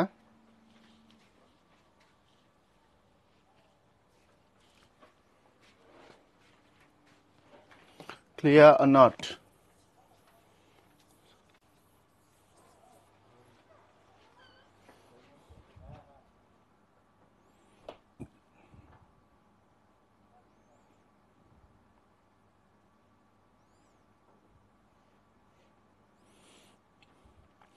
Maria, what is Keith and kin? Keith and kin means relative. আত্মীয় স্বজন, কুটুম্ব। মারিয়া, রিলেটিভ কথাটারই আরেকটা টার্ম হচ্ছে Keith and kin. ওকে ভাই আমি আচ্ছা ওকে ফাইন। দেন আসো আমরা সাওম নিয়ে কথা বলছিলাম, সোশ্যাল টিচিং অফ সাওম, যেটা নিয়ে একটু আগে কথা বলছি। দেখো এখানে একটু বলা আছে, একটু বোঝার চেষ্টা করো। বলা হচ্ছে এখানে মিউচুয়াল সিম্পেথির কথাটা বলে তারপরে বলা হচ্ছে একটা মানুষ আরেকজনের সাফারি এবং পেইন, হাঙ্গারের যে পেইন সেটা বুঝতে পারে। He can imagine how much distressful the pain of hunger and trust can be. At this, the feeling of sympathy and fellow feelings is developed towards hungry people. Yeah, the Holy Prophet ﷺ has said, this month is the month of sympathy. বোঝা গেছে? So আমি যখন আমার social অ্যাওয়ারনেসের জায়গাটা তখন properly create হবে যখন আমি বুঝতে পারবো একটা গরিব মানুষ না খায় থাকলে তার কেমন লাগে। যদিও এখন ম্যাক্সিমাম ফেক স্ট্রিট বিগার, ভিক্ষুক, এটা তোমরাও জানো আমিও জানি। এরা সারাদিন এক কথাই বলে কটা ভাত খাবো, হ্যাঁ কটা টাকা দেন দুগা ভাত খাবো। তো ওরা সারাদিন ভাতই খায়, সবার একই কথা বলে। এবং প্রচুর ভিক্ষুকের ঢাকায় হচ্ছে প্রচুর প্রপার্টি আছে। সো এদের থেকে দূরে থাকাও জরুরি। আবার সত্যিকারের যারা গরিব, যারা আসলেই খেতে পায় না, তাদেরকে সাহায্য করাটাও জরুরি। এখন এটা কঠিন হয়ে গেছে, শেষ জামানায় আসলে ভালো কাজ করাও কঠিন, তোমাকে প্রচুর পরিমাণে ফিল্টার করে তারপরে করা লাগবে, এই আর কি। সো কঠিন মানে কঠিন। Religious importance of Saum. Allah the Most High says, Saum is for me and I myself shall offer its return. মানে ধরো আমরা যে যে ইবাদতগুলো করব এগুলোর প্রতিফল আমরা প্রত্যেকটা আখিরাতে গেলে দেখব। On the day of resurrection এটা আমার সামনে নিয়ে আসা হবে। তো এগুলো ফেরেশতারা করবেন, কিন্তু সাওমের ব্যাপারটা একটু আলাদা। আল্লাহ বলেছেন এটা তারা আমার জন্য করে এবং আমি নিজে এটার প্রতিদান তাদেরকে দেব। মানে আল্লাহ তার কুদরতি হাত দিয়ে আমাদেরকে সেটা কি করবেন, রিটার্ন করবেন। কত বিরাট ব্যাপার। রোজা রাখার মানুষগুলো এই রিটার্নটা আল্লাহর কাছ থেকে পাবে। দেন হচ্ছে সোশ্যাল ইম্পর্টেন্স অফ সাওম। ওই যে আগের মতোই অনেকটা, আমি যখন হাংরি থাকি তখন আমি বুঝতে পারি একটা মানুষ হাংরি থাকলে কত বেশি তার কষ্ট লাগে, তাই না? আমার হাংরি যদি থাকে, ট্রাস্টি যখন থাকি তখন আমি বুঝতে পারি। এবং সবচেয়ে বড় ব্যাপার ওই যে রিচ অ্যান্ড পোর, তাদের যে হচ্ছে যে ব্যাপারটা কাছাকাছি হওয়া, তারপরে তার যে পেইনটা সেটা যখন আমি বুঝতে পারি। সো সোশ্যাল যে জায়গাটা আছে এটা অনেক গুরুত্বপূর্ণ। দেন ইফতারের একটা পয়েন্ট আছে। দেখো তোমরা এটা প্রত্যেকেই প্র্যাকটিস করো, এটা জানো যে আমরা যখন মানুষের বাড়িতে ইফতার পাঠাই, সৌহার্দ্য, সৌজন্য, কার্টেসি, এবং এখান থেকে যে রিলেশনশিপ আছে, সোশ্যাল যে বন্ডেজ আছে, এটা আরো বেশি স্ট্রং হয়, তাই না? আরো বেশি ভালো হয়। আমরা একে অপরের কাছাকাছি আসবার, কথা বলবার সুযোগ পাই, মানুষের সাথে মিশবার, তার অবস্থান জানবার সুযোগ পাই, ঠিক না? সো ইফতারের মাধ্যমে একটা সোশ্যাল বন্ডেজ তৈরি হইতে পারে, তুমি সওয়াব পাইতে পারো। এবং তুমি যখন না খায় থাকবে, তুমি ট্রাস্টি থাকবে, হাংরি থাকবে, তখন তুমি সোশ্যাল যে প্যারামিটারগুলো আছে গরিব এবং ধনীর মধ্যে, তুমি যখন তাদের পেইনটা বুঝতে পারবে তখন তুমি তাদের প্রতি ডেফিনেটলি দয়ালু হবে। Sound needs to B increased. এই সাউন্ডই তো থাকে ফারিহা অলওয়েজ। আমি বুঝতেছি না, আমি যেমন ভয়েসে কথা বলি এমন তো না যে বাকিদের সাথে জোরে বলি আর তোমাদের সাথে আসতে বলি, এমন তো না। বাট এখান থেকে বলতেছি যে সবকিছু ঠিক আছে, কিন্তু তুমি যে শুনতে পাচ্ছ না। জাকাত, একজন মানুষের যত প্রপার্টি থাকবে, জাকাতের নেশাব পরিমাণ প্রপার্টি যদি হয়, তখন সে কি করবে, সে তার প্রপার্টির 2.5%, মানে 40 ভাগের 1 ভাগ জাকাত হিসেবে দিয়ে দিবে। তা এখন জাকাতের নেশাব মানে হচ্ছে যতটুকু তার হচ্ছে ইয়ে থাকলে, সম্পত্তি থাকলে সে জাকাত দিবে, সেটুকু পরিমাণ ওই রকমের প্রপার্টি তার মধ্যে আছে কিনা। যদি তার মধ্যে সেই পরিমাণের প্রপার্টি থাকে দেন তাকে জাকাত দিতে হবে, এটি হচ্ছে ফাইনাল। আমার কথা কি বুঝছো? এটাকে জাকাতের নেসাব বলা হয়। এখন জাকাতের নেসাব বের করা খুব কঠিন কাজ। এটা কেউ যদি, কোনো মানুষ যদি প্রপারলি নিজের কতটুকু প্রপার্টি আছে সেটা যদি না বলে, তাহলে বোঝা মুশকিল। কথা কি বুঝছো? যদি তার যে নিত্য প্রয়োজনীয় দ্রব্য যে পূরণ করে সে, তার কাছে যে টাকা পয়সা আছে এগুলো বাদ দেওয়ার পরে তার কাছে যদি 52.5 তোলা পরিমাণ রূপা অথবা 7.5 ভরি পরিমাণ স্বর্ণ থাকে, অথবা সমমূল্যের ব্যবসায়িক পণ্যের মালিকানা থাকে, তবে জাকাতের নিসাব বলে। এটা কঠিন, এক কথায় বলে দিলাম, কারণ মানুষ কার কতটুকু আছে সে যদি প্রকাশ না করে তুমি বুঝবা না। তবে তার এই পরিমাণের প্রপার্টি থাকলে একটা নির্দিষ্ট পরিমাণে তারপরে সে জাকাত দিবে। কতটুকু দিবে? তার মোট যে প্রপার্টি আছে সেটা 2.5%। এখন একজন প্রশ্ন করেছিল কিছুক্ষণ আগে যে ভাইয়া জাকাত আর সাদাকার মধ্যে তাহলে পার্থক্য করবো কিভাবে? সাদাকা আমার ইচ্ছার উপর ডিপেন্ড করে, আমি দিলে সওয়াব হবে, না দিলে হবে না, ঠিক আছে? এটা সাদাকা। আমার মনে চাইলো যে আমি 500 টাকা একজন গরিবকে দিব, এটা সাদাকা, আল্লাহকে রাজি এবং খুশি করার জন্য। আর এটা হচ্ছে আমি তার প্রতি মানে এটা দিলাম আল্লাহর কাছ থেকে অনুগ্রহ লাভ করার জন্য, না দিলেও সমস্যা ছিল না। কিন্তু জাকাত যেটা আই হ্যাভ টু ডু, আমি বাউন্ড, আমাকে দিতেই হবে, দিতেই হবে। এবং এই টাকা আমার না, এটা ওই গরিবের টাকা। মানে ধরো ওই যে বললাম সম্পত্তির 40/1 2.5% টোটাল প্রপার্টির, এটা আমার থাকে না। ওটা যদি আমি ভোগ করি, যদি আমি খাই, দেন আমি গরিবের টাকাটা খায় ফেললাম, টাকাটা ওর। বুঝাতে পারলাম কিনা? আমি বাউন্ড টু ডু, আমাকে দিতেই হবে, এটা আমার না দিয়ে কোনো উপায় নেই। আর সাদাকা হচ্ছে আমি দিলে সওয়াব পাবো, আল্লাহর পক্ষ থেকে আমার প্রতি রহমত বর্ষিত হবে। একজন বলছে ভাইয়া সাদকা আর সাদাকা, সাদাকা বলা ভালো, সাদকা না। সাদকা উচ্চারণটা সাদাকা বেসিক্যালি, আমরা সাদকা বলি, বাট বোথ সেম। জাকাত is the bridge of Islam, বাইহাকের মধ্যে আসছে জাকাত হচ্ছে ইসলামের সেতু বন্ধ। ধনী আর গরিবের বৈষম্য, যে ডিসক্রিমিনেশন আমাদের সোসাইটিতে আছে। দেখো আমাদের সোসাইটিতে 90% প্রপার্টি 10% মানুষের হাতে, আর 10% প্রপার্টি 90% মানুষের হাতে। এটা বুঝো কিনা? নাকি আজকে প্রথম শুনলা? এটা খুব দুঃখজনক। 90% প্রপার্টি 10% মানুষের হাতে, আর 10% মানুষের, তোমার হচ্ছে 90% প্রপার্টি 10% মানুষের হাতে, আর এই যে বাকি যে 90% মানুষ আছে তারা 10% প্রপার্টি নিয়ে কাজ করে। তার মানে কত বড় ডিসক্রিমিনেশন আমাদের সমাজে তৈরি হয়েছে। 10% মানুষ সমাজের 90% প্রপার্টিকে তোমার হচ্ছে ভোগ করতেছে, আর বাকি 90% মানুষ সমাজের 10% প্রপার্টিকে নিয়ে ভোগ করতেছে। এটা কেন?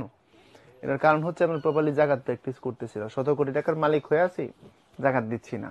আবার মানুষের টাকা আমি হক নষ্ট করে তার টাকা দখল করে 1000 কোটি টাকার মালিক হয়েছি, এই কারণে এটা হয়।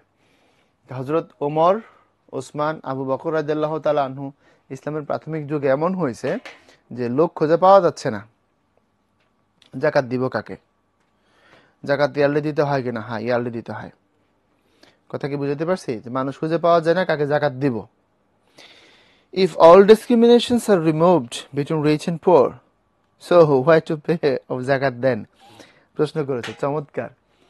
যে যদি কোনো ডিসক্রিমিনেশন নাই থাকে তবে দেব কোথায়? ডিসক্রিমিনেশন নাই মানে তুমি প্রপারলি জাকাত দিতে পারছো, তুমি জাকাত দিয়ে সমাজকে সুন্দর একটা পয়েন্টে নিয়ে আসতে পারছো। এটা তো তোমাদের জন্য মানে সোসাইটির জন্য বড় ধরনের সাফল্য। ওই যে বললাম না যে তখন জাকাত যে দিব এমন লোক খুঁজে পাওয়াই যাইতো না, যে সে জাকাত নেওয়ার মতো আছে, ওইরকম গরিব আছে, তার জাকাত নেওয়ার হক আছে, ওইরকম লোক পাওয়া যেত না। দেখা যেত সবাই দিচ্ছে। এটাই তো ইসলামের সৌন্দর্য, ইসলামকে তুমি প্রতিষ্ঠা করতে পারছো। এরপরে আসো, establish you prayer and you pay up you জাকাত। কোরআনের 82 জায়গায় এই কথা বলা আছে, নামাজ কায়েম করার কথা। বুঝতে পারছো? ওয়াকিমুস সালাতা ওয়াতুজ যাকাত, সালাতকে প্রতিষ্ঠা করো আর তুমি জাকাত দাও। সালাতের কথা বলা আছে 82 জায়গায়, তার অনেক জায়গাতেই তার সাথে সাথে জাকাতের কথাও আসছে। এরপরে হচ্ছে সোশ্যাল ইম্পর্টেন্স এবং ethical importance and economic importance. Social and ethical ইম্পর্টেন্সকে যদি আমি একসাথে দেখি, তাইলে ওই যে আমি একটা কথাই লিখবো দুই জায়গায়, জাস্ট ডিসক্রিমিনেশনটা, যেটা elimination of discrimination, all kinds of discrimination, এটা তোমার হচ্ছে রিমুভ হয়। আমি এক কথা দিয়ে সব কথা বুঝাই দিলাম, এক কথা দিয়ে।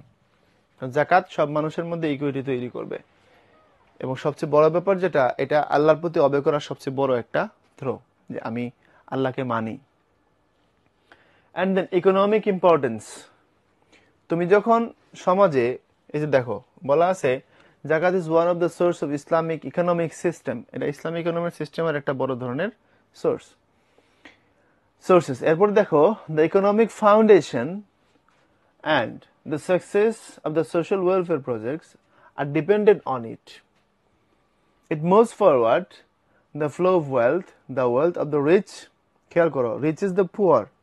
Also, instead of many concentrate, তুমি টাকা সব নিজের কাছে না রাখলা, তুমি কি করলা, তাদেরকে দিলা। As a result, the state economies take off. Production increases and unemployment is reduced. The per capita income increases. The economic base of the state become firm and strong. তো তুমি যখন সমাজের সব জায়গায় টাকাটা ছড়াই দিবা, এক জায়গায় না রেখে, কিছুক্ষণ আগে বলছিলাম যে কেউ 100 কোটি 1000 কোটি টাকা নিজের কাছে রেখে দিছে, সে কাউকে দিচ্ছে না। বাট তুমি যখন পাওনাদার যারা প্রপার্টি বিলং করে তোমার থেকে, অর্থাৎ 2.5% তাদেরকে দিয়ে দিতে হবে, তুমি যখন দিয়ে দিবা তাদেরটা তাকে বুঝাই দিবা, দেন সমাজের মধ্যে ব্যালেন্স ক্রিয়েট হবে, তোমার পার ক্যাপিটা ইনকাম বুস্ট হবে, রাষ্ট্রের ইকোনমি বুস্ট হবে, একটা রাষ্ট্র খুব ওয়েল এন্ড গুড অবস্থায় থাকে। অ্যান্ড রিলিজিয়াস ইম্পর্টেন্স হচ্ছে, সহজ কথা, আল্লাহ আমাকে যে আদেশ করলেন আর সেই আদেশ আমি মানলাম, রাসূল সাল্লাল্লাহু আলাইহি ওয়াসাল্লাম আমাকে যেভাবে নির্দেশনা দিলেন সেই নির্দেশনা আমি মানলাম। এর থেকে বড় গুরুত্ব আর কি হতে পারে বলো? কেউ যদি জাকাত না মানে বা অস্বীকার করে সে কুফরি করলো, আর যদি সে স্বীকার করে কিন্তু পালন করে না তাহলে সে গুনাহগার হইল, ঠিক কিনা কথাটা? তো আমি আল্লাহ এবং আল্লাহ রাসূলের খুশির জন্য, আল্লাহ এবং আল্লাহ রাসূল আমার উপরে খুশি থাকবেন সেই জন্য আমি কি করলাম, আমি জাকাতটা দিলাম। সো আমি আমার দুনিয়া এবং আখিরাত, দুনিয়াতে সাফল্য, আখিরাতে জান্নাত। সো এর থেকে বড় ইম্পর্টেন্স আর কি হইতে পারে? ইয়া। অ্যান্ড দেন হজ সবার জন্য না, যার উপরে ফরজ সে শুধু করবে, অর্থাৎ যে সেই ব্যয়ভার বহন করতে পারবে। হজ এবং যাকাতটা ইকোনমিক, তো ওই পরিমাণ সম্পত্তি যার থাকবে কেবল তার জন্য এটা ফরজ।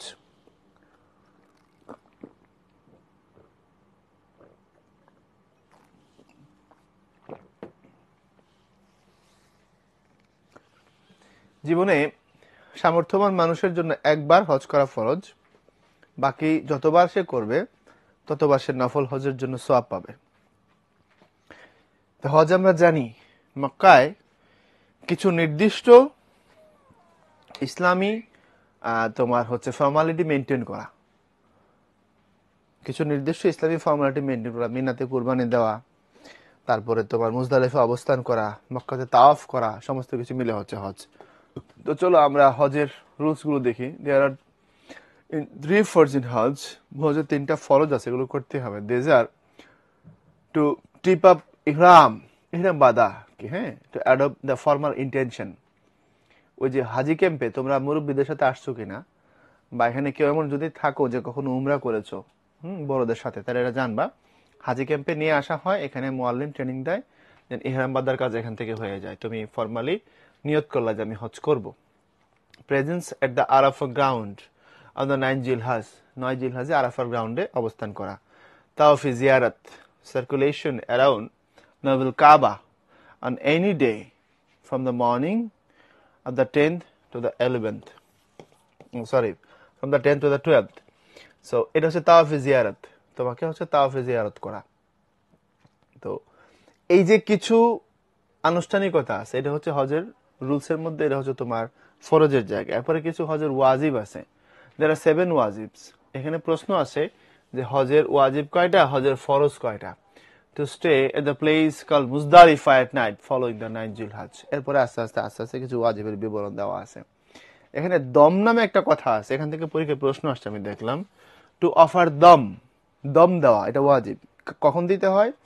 ইফ, যদি কখনো এমন হয় যে তুমি একটা মিস্টেক করে ফেলছো, ইচ্ছা করে হোক অথবা অনিচ্ছাকৃতভাবে হোক, একটা ভুল করে ফেলছো কোথাও আগের কাজগুলোতে, দেন অতিরিক্ত আরেকটা কুরবানি দিবা। অতিরিক্ত এটা অনেক সিজদায়ে সাহুর মতো। নামাজের মধ্যে যখন আমরা কোনো ভুল করে ফেলি, যে ভুলের জন্য নামাজ ছাড়তে হয় না, বেশি ভুল করলে তো নামাজ নতুন করে পড়া লাগবে, কিন্তু যে ভুলগুলোর জন্য নামাজ ছাড়তে হয় না, নামাজ হয়ে যাবে, কিন্তু শর্ত হচ্ছে শেষে তোমাকে সিজদায়ে সাহু করা লাগবে, একটা অতিরিক্ত বা 2টা অতিরিক্ত সিজদা দেওয়া লাগবে। তুমি কোন ভুল করছো তার উপর ডিপেন্ড করে। দম দেওয়াটা অনেকটা ওই রকম। যদি এগুলো ছুটে যায় তখন তুমি কি করবা? বলছে তুমি যদি ফরগেট হয়ে গেছে তোমার, দেখো ফরগেটফুল অর মিস্টেক, তুমি ভুলে গেছো, অথবা ফরগেটফুলনেস অর মিস্টেক, অথবা তুমি ভুল করে ফেলছো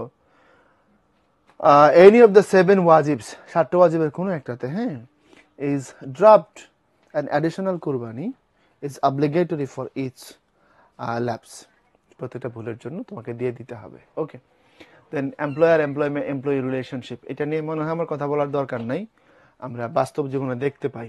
তবে এখন চিত্র খুব খারাপ, এখন এটা অনেকটা এমপ্লয়ি থেকে প্যাট্রন ক্লায়েন্ট রিলেশনশিপের মতো হয়ে গেছে। আমি কাউকে নিযুক্ত করলাম, তার সাথে আমার ভালো ব্যবহার করতে হবে। রাসূল সাল্লাল্লাহু আলাইহি ওয়াসাল্লাম বলছেন, তোমার অধীনে কেউ কাজ করলে তাকে প্রতিদিন 70 বার করে ক্ষমা করো, বুঝতে হবে।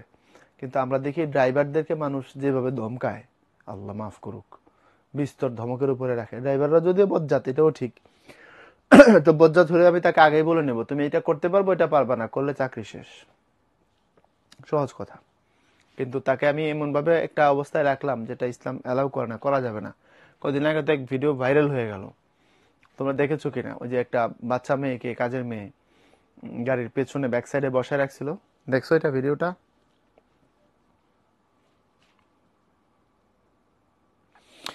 হজে কেন মেয়েদের মেহরামের সাথে যেতে হয় কেন? এক কথা যদি বলি আয়েশা, মেহরামের সাথে যাওয়ার কথা হচ্ছে রুলস। আচ্ছা, কেউ দেখো নাই? তান্না বলছে জি ভাইয়া।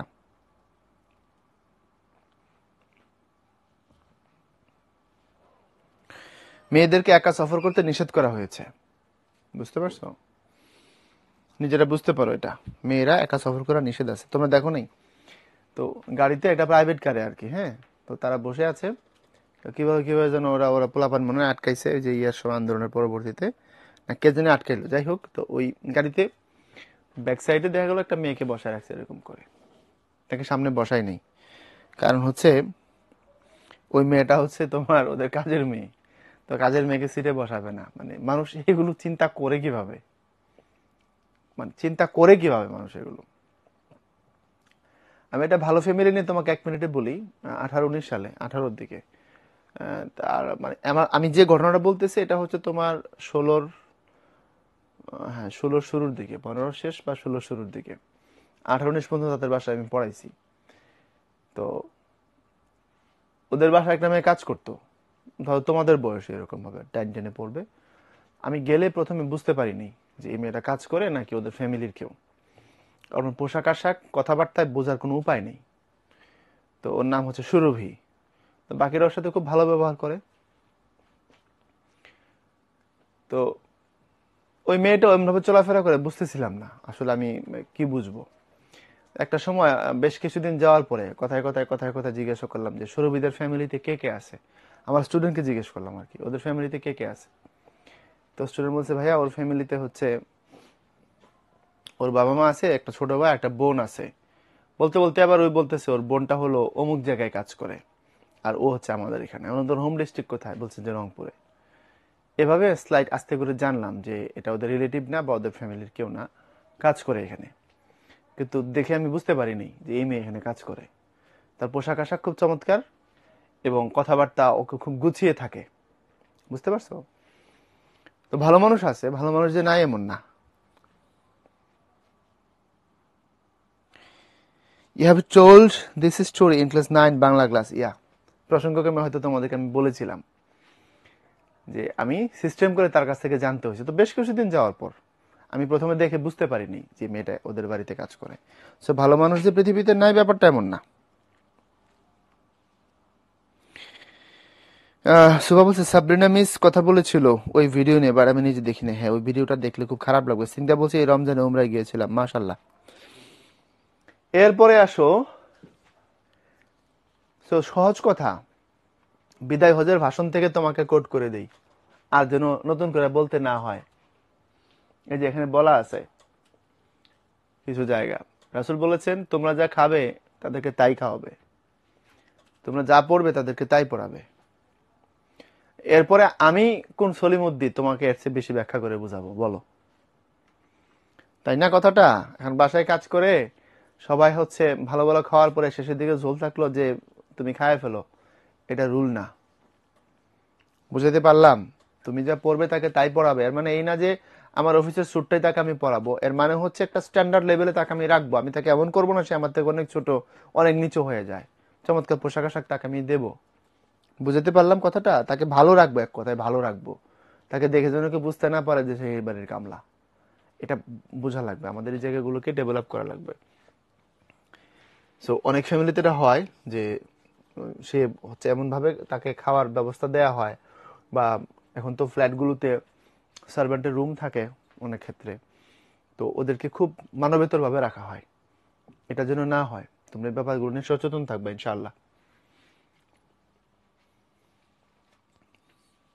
এখন অনেকে বলবো ভাইয়া এগুলোর মধ্যে বজ্জাত আছে। হ্যাঁ, বজ্জাত যে আছে সে তো আমি জানি, এদের মধ্যে বিশাল বিশাল বজ্জাত আছে। তোমার ভালোবাসা সে বুঝবে না, এবং ম্যাক্সিমাম ক্ষেত্রে এটা হবে। তুমি যে তাকে ভালোবাসতেছো, সম্মান করতেছো, এটা সে বুঝতে পারবে না। তো নাই যদি বুঝে, অবস্থা বুঝে ব্যবস্থা, কিন্তু তার প্রতি কি করা যাবে না, অমানবিক হওয়া যাবে না। ইলম, নলেজ, এই নলেজ নিয়ে তোমরা কি শুনতে চাও বলো? দুই রকমের নলেজ আছে, একটা দুনিয়ার জন্য, পার্থিব জীবনের জন্য, আর একটা আখিরাতের জন্য। আমি যখন জানবো যে অণু কি, পরমাণু কি, ধরো পার্টিকেল কাকে বলে, কণাতত্ত্ব কে আবিষ্কার করেছেন, তারপরে হু ডিসকভার্ড ভিটামিন, ব্লাবলা, এটা হচ্ছে দুনিয়ার জন্য। বাট আমি যখন আখিরাতের নলেজ জানবো, রূহ কি, মহান রবের সত্তা কি, কালেমা কি, রাসূল সাল্লাল্লাহু আলাইহি ওয়াসাল্লামের জীবনের আদর্শ কি, সালাত কিভাবে পড়তে হয়, কোরআনিক সায়েন্স বলতে কি মিন করে, তো তখন এটা হয়ে যাবে আখিরাতের নলেজ। তো দুই রকমের নলেজই আমাদের দরকার আছে। এটা নিয়ে আর বিস্তারিত না বলি, হ্যাঁ, পরেরটা চলে যাই। ক্যারেক্টারিস্টিক্স অফ লার্নার্স, এ তোমাদের দোষ হবে এখানে। এবং তোমরা কিছুক্ষণ পরে বলবা তাহলে ভাইয়া কোয়ালিটিস অফ এ টিচার, একজন টিচার কেমন হওয়া লাগবে এটাও বলেন। হ্যাঁ, টিচারের কোয়ালিটি এবং লার্নারের কোয়ালিটি দুটো এখানে আছে, একটু অবে করো। আগে তো এখানে বললেই তো ঝামেলা হয়ে যাবে, তাই না? To obey the instructions of teachers, to inquire about their well-being whenever they are met, and after paying respect to them. তো এখন ছেলেপেলেরা আমি দেখেছি ম্যাক্সিমাম ক্ষেত্রে একটা সালাম দেয়, আসসালামু আলাইকুম, কিন্তু ভিতর থেকে সম্মানটা আসে কম। আবার কেউ কেউ এটা করে, ব্যাপারটা যেমন না, তাই না? আচ্ছা, রাফা বলছেন western world makes a uniform, is it allowed? দেখো, ওয়েস্টার্ন ওয়ার্ল্ড আমাদের জন্য কোনো প্যারামিটার হতে পারে না, তাই না? কোনো ক্ষেত্রেই না, বিশেষত যদি ধর্মীয় ক্ষেত্রে হয় তাহলে তো কোনো সুযোগই নেই। তুমি ঘরে তাকে ইউনিফর্ম বলতে এটা মিন করাইতে পারো যে যখন তুমি রান্না করবে তখন এই জামাটা পরে রান্না করতে পারো, বা ঘর ঝাড় দিলে এটা পরে ঝাড় দিতে পারো, যাতে ময়লা লাগলেও কোনো সমস্যা না হয়। দেন তুমি সিম্পল এই জামাগুলো পরতে পারো। ইট ডাজন্ট মিন দ্যাট তুমি তাকে একটা সার্বক্ষণিক ইউনিফর্মের মধ্যে রাখবে, তাহলে তো তার পরিচয় হয়ে গেল যে সে এটা। কারণ তোমার ঘর বাড়ি তো আর ইন্ডাস্ট্রি না যে তার ওই ইউনিফর্মে সবসময় থাকা লাগবে। এটা তা ওই লেভেলের কোনো ফর্মাল অফিসও না, লাইক, তাই না? তো এখন দেখো, to listen attentively what ever the teacher say and অবে accordingly. তো যাই হোক, এটা নিয়ে বলা লাগবে না, তোমরা সহজে বুঝতে পারো একজন স্টুডেন্ট বা লার্নার কেমন হওয়া উচিত। সহজ কথা, সে হাম্বল হবে, সে অবে করবে টিচারকে, সে অ্যাটেন্টিভ হবে, স্যারের খোঁজখবর নেবে, স্যারের সাথে হাসি মুখে কথা বলবে, স্যার আসতেছে দেখলে স্যারকে উদ্দেশ্য করে আগেই দাঁড়াই থাকবে যে স্যার আসলে স্যারের সাথে কথা বলবো, অর্থাৎ যেভাবে অ্যাজ ইউজুয়াল ভদ্রতা দেখানো যায়, এবং সেটা মন থেকেই যেন হয়। টিচার তো টিচারই, বুঝো না? তুমি বললো যে ভাই আপনি তো টিচারের জায়গায় দাঁড়ায় আছেন, আপনি তো বলবেনই না, এটাই সত্য, আমারও তো টিচার আছে। এন্ড দেন আমি যখন আমার টিচারকে দেখি, স্টিল নাও আমি চেষ্টা করি আমার সর্বোচ্চটা দিয়ে তাদেরকে সম্মান দেখানোর। তোমাদের বোঝাতে পারছি? আমি নিজেও চেষ্টা করি এটা, যে আমার জায়গা থেকে যতটুকু তাকে দেখানো যায়। তখন তো আর আমি উদ্ভাসের একজন বোম্বাস্টিক মাস্টার, সেটা দিয়ে তো লাভ নেই। তিনি আমার টিচার, তার সামনে তো আমি তার ছাত্র আজীবনের জন্য। সিম্পল ব্যাপারটা। আমি কি তোমাদের বোঝাতে পারছি? এবং এই যে টিচার, তাকে কিছু জিনিস মেনটেন করা লাগে। Good teacher must be man of high ideals. একজন গুড টিচার উচ্চ আদর্শের লোক হবেন, তার যে ফিলোসফি থাকবে সেটা খুব পজিটিভ হবে, তাই না? দেখো, এরপরে বলা হচ্ছে he will possess ideal knowledge, definitely he will possess the philosophy of his own religion and also other philosophies of life. একজন টিচার হবেন এমন। আদর্শ টিচার হইতে পারছে কিনা জানি না, বাট আমি চেষ্টা করি আমার লেভেল বেস্ট, যতটুকু আমি পারি। He will raise his student on the basis of the best ideal. Definitely, he will prove true to his words. And আমি মুখে বললাম কিন্তু কাজে করলাম না। আমি বললাম যে তুমি সত্যবাদী হও, বাট শিক্ষক নিজেই সত্যবাদী না, তাহলে তো হবে না। আমি বললাম তুমি গরিবকে ভালোবাসো, কিন্তু আমি দেখলে গরিবের দাবরানি দিলাম, হইল না। তা আমি যে কথা বলবো, আমার যে ওয়ার্ডস থাকবে, definitely he will prove true to his words. Definitely. Okay.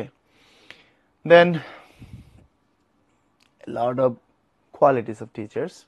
So তোমরা এই জিনিসগুলো বুঝো। আমি তোমাদের প্রতি যা শেষ কথা যেটা বলবো সেটা হচ্ছে এই, হ্যাঁ এটা ঠিক আছে, প্রত্যেক ছাত্রের জন্য এটা সত্য। সব টিচারকে তোমার সমান পছন্দ হবে না, সবার ক্লাস তুমি সেম এনজয় করবে না, ডেফিনেটলি এটা সম্ভব না। তারপরও অল আর ইউ টিচার, সবার প্রতি তুমি তোমার কি করবে, সম্মান প্রদর্শন করবে। অ্যান্ড দেন এটা কি রিপিট হয়ে গেছে নাকি স্লাইডটা? Characteristics of learners, qualities of teachers, হ্যাঁ এটা তো রিপিটই হয়েছে কিছুটা। আচ্ছা না, ওকে। স্টুডেন্ট টিচার রিলেশনশিপ, এই স্টুডেন্ট টিচার রিলেশনশিপ কেমন হবে? Education and morality, importance of morality, জিহাদ and terrorism. Student teacher relationship simply যদি বলি, তোমরা বলো, আমি একটু তোমাদের কাছ থেকে শুনতে চাই, আমি বলবো না। বলো স্টুডেন্ট টিচার রিলেশনশিপ কেমন হওয়া উচিত?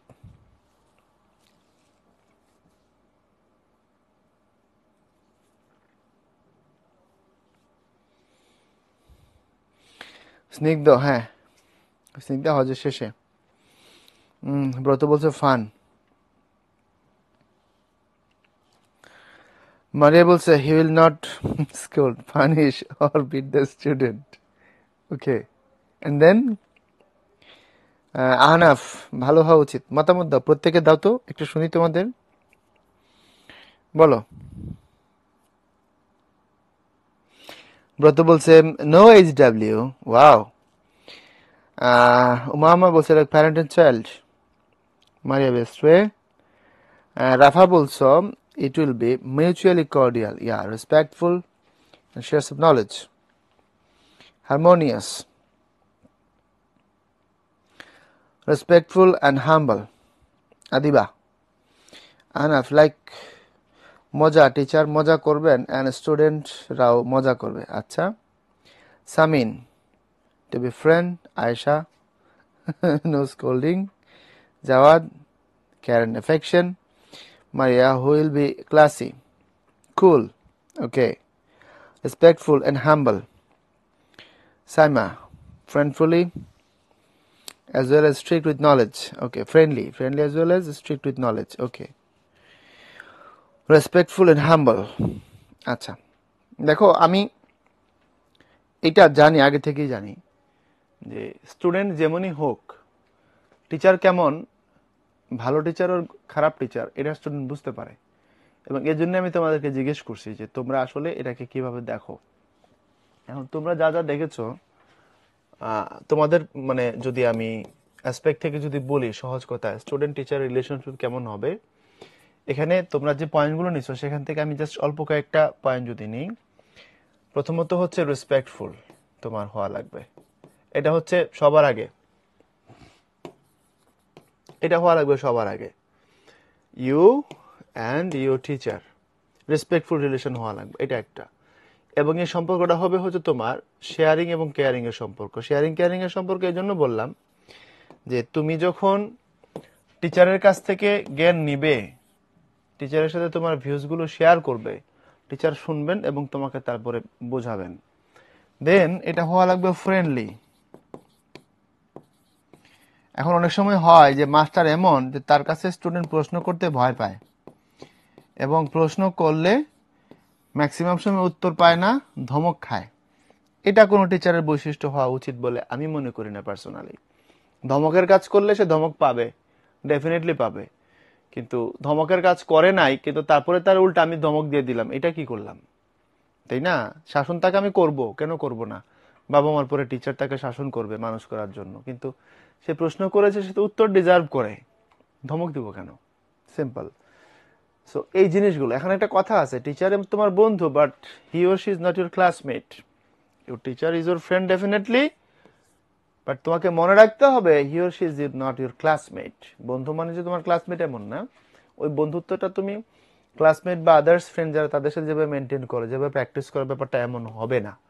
এটার ফ্রেন্ডলি হওয়ার একটা আলাদা ডাইমেনশন আছে। ফ্রেন্ডলি মানে এমন হবে তুমি তার এতটা ক্লোজ হবে যে তুমি যে কোনো কোশ্চেন জানার জন্য তার কাছে গেলে তুমি ভয় পাবে না, নিঃসংকোচে প্রশ্ন করতে পারো, টিচার তোমাকে উত্তর দিবেন ডেফিনেটলি। আর এডুকেশন এন্ড মোরালিটি, এখানে দুইটার মধ্যে একটা রিলেশনশিপ আছে। কি রিলেশনশিপ?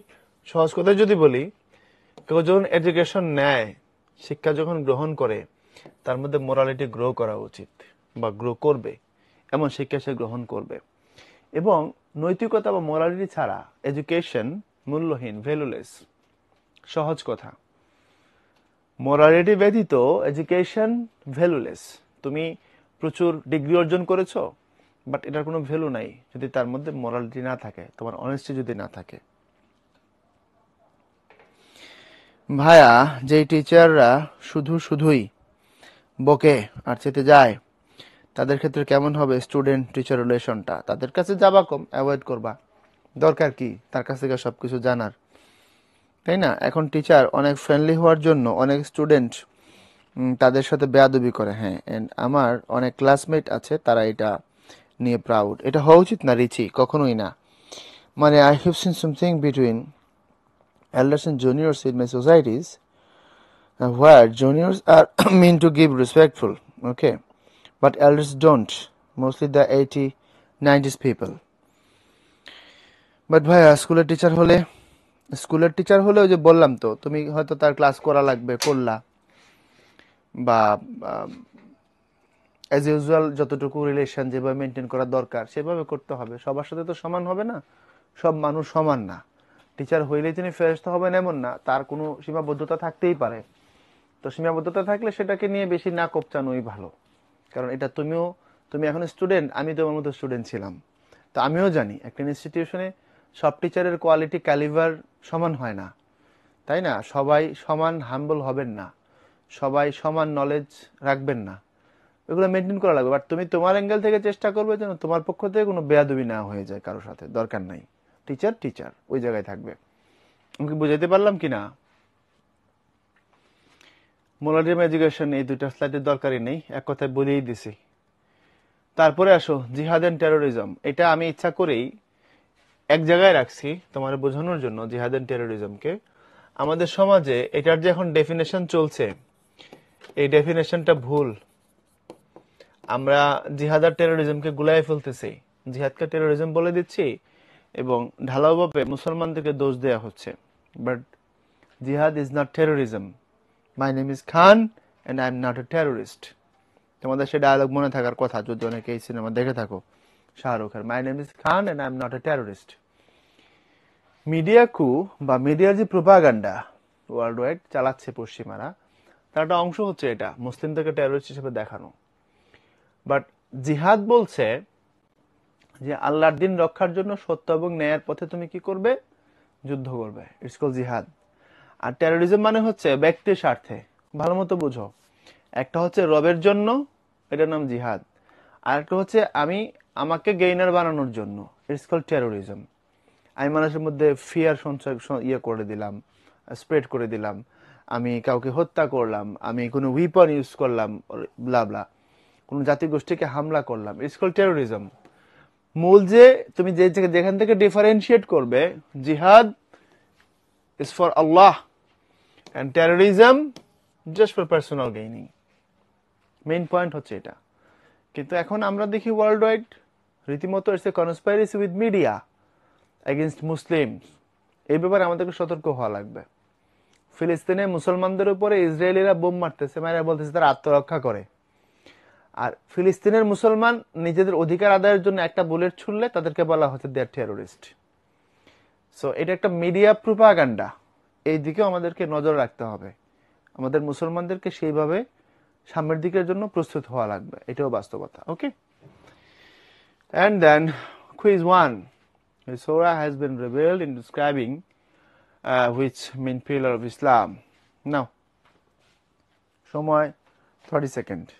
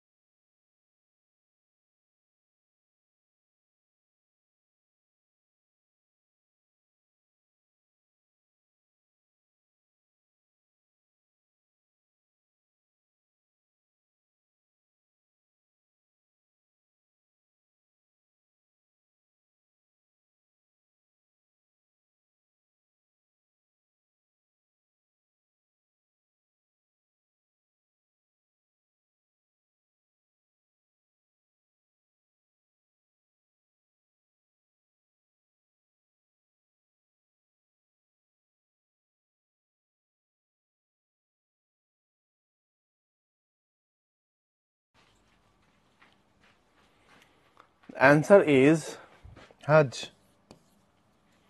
চলো এমসিকিউ গুলো প্র্যাকটিস করি। লেকচার লাইট ছিল তো আমরা তাও তো কথা। Which surah has been revealed in describing which main pillar of Islam? সালাত, যাকাত, সাম, হজ নামে তো সূরা আছে, সূরা হজ কেন থাকবে না? Am I right or wrong? And then I have created the jinn and man for my worship only. Which surah is this verse from? Az-Zariyat. On the day of Qiyamah, Allah will demand the account of Hajj, Salat, Saum. Allah প্রথমে সব যেটা নিবেন সেটা হচ্ছে সালাত, first. Answer next question according to the stem below. Mr. A is a rich man. He regularly prays and observes Saum, but refuses to perform Hajj. He thinks that only money is spent of Hajj. Sharbonash. What is Mr. A's attitude towards Hajj called? Shirk, Nifaq, Fasik, Kufr. Kufr সে অস্বীকার করেছে, সে সব মানে but এটাকে সে অস্বীকার করেছে। And then because of not performing Hajj, Mr. A is being deprived from the establishment of Muslim fraternity, from observing the Fard, from wasting. Which one is correct? দেখো, from the establishment of Muslim fraternity, from observing the Fard, এখান থেকে সে দূরে যাবে। What is the percentage of zakat? 2.50 টাকা, মানে তারপরে 25 টাকা, 14 part 100 টাকা। না, তোমার যে টোটাল প্রপার্টি থাকবে তার 2.5%। Maimuna's father intend to perform such an ibadat which needs both the physical and financial abilities. Which ibadat did Maimuna's father intend to perform? Salat, Saum, Zakat, Hajj. Hajj, কারণ physical এবং mental দুইভাবে যদি লাগে দেন হাজের দরকার, এটা হজ। Maimuna's father intend to perform such an ibadat which needs both the physical and financial abilities. As a result of that ibadat, he would be able to be inspired by the sense of fellowship and harmony, and would be able to play role in removing discrimination between the rich and the poor, would be able to assist in establishment universal brotherhood. Which one is correct? I think B is correct. Yeah, কারণ এখানে এটা এবং এটা আছে, so এটা correct. Mr. Numan is staying in Makkah to perform Hajj. On 9 Dhul-Hajj he will stay Arafah. আমরা একটু আগেই পড়েছি, not Mina, Muzdalifah, Kaaba, Arafah. The Persian equivalent of Salat is Namaz. ফার্সিতে নামাজ বলা হয়। Abdul Mannan will surrender only to Allah. By what can he understand this? Hajj, self purification, Salat, ilm. What is the meaning of ilm? Knowledge. How many times may a subordinate person be pardoned according to the saying of Rasul sallallahu alaihi wasallam. This is 70. তোমাদেরকে আমি বলে গেছি 70 বার ক্ষমা করতে বলা হয়েছে. Saum is as if a shield because it increases hunger, protects from the bad deeds. On which date pebbles are thrown to table during Hajj? 10, 11, 12 Zilhaj, 9, 10, 11, 8, 9 and 10, and 11, 12 and 13 Zilhaj. যখন হজে যাইতে হয় তখন শয়তানের দিকে যখন কঙ্কর নিক্ষেপ করতে হয়, এই এখানে কি সঠিক উত্তর আছে? Are you sure? Me confused. Is there any right answer? শয়তানের প্রতি কঙ্কর নিক্ষেপ করতে হয়.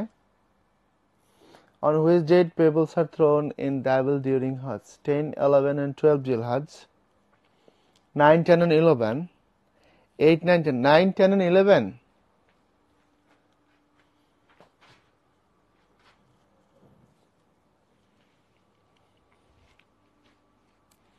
এখন বলছো এ. আচ্ছা এখানে দেখো তো 9 জিলহজে তাকে থাকতে হবে তো আরাফাতে.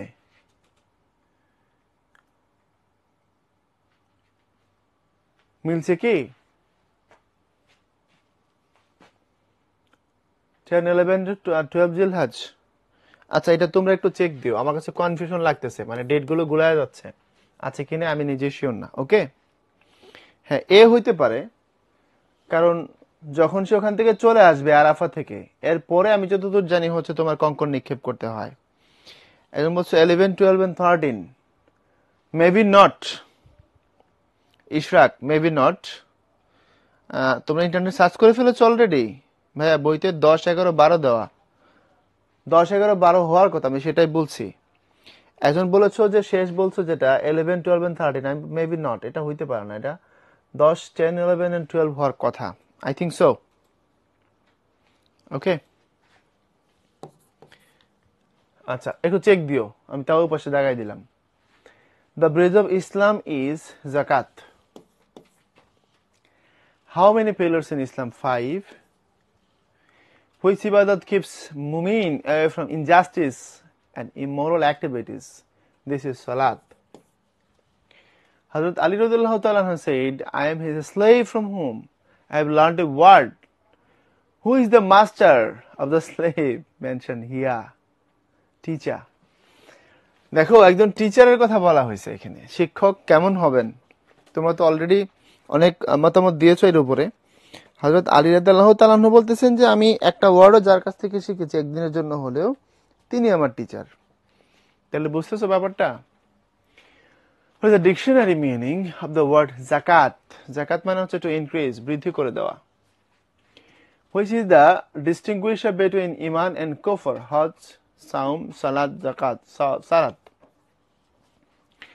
Which thing can be learned whilst performing saum? Sympathy, obedience, ibadat, fear of Allah, এটা সবচেয়ে ভালো. Mahbub is very rich. He went to Makkah on 12 Zilhaj for performing Hajj. Hajj of Mahbub will not be accepted. He went to Makkah on 12 Zilhaj. No.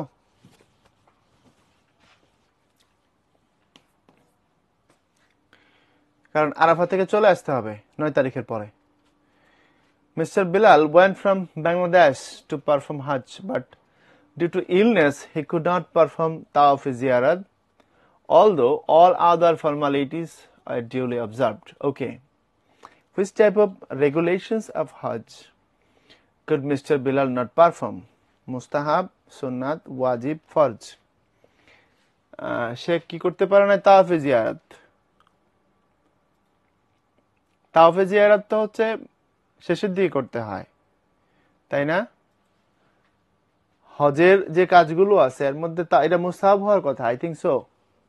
ইয়া, এটা হচ্ছে ওয়াজিব. How? আমরা একটু হজ থেকে আসি, এটা মনে হচ্ছে সরাসরি আছে.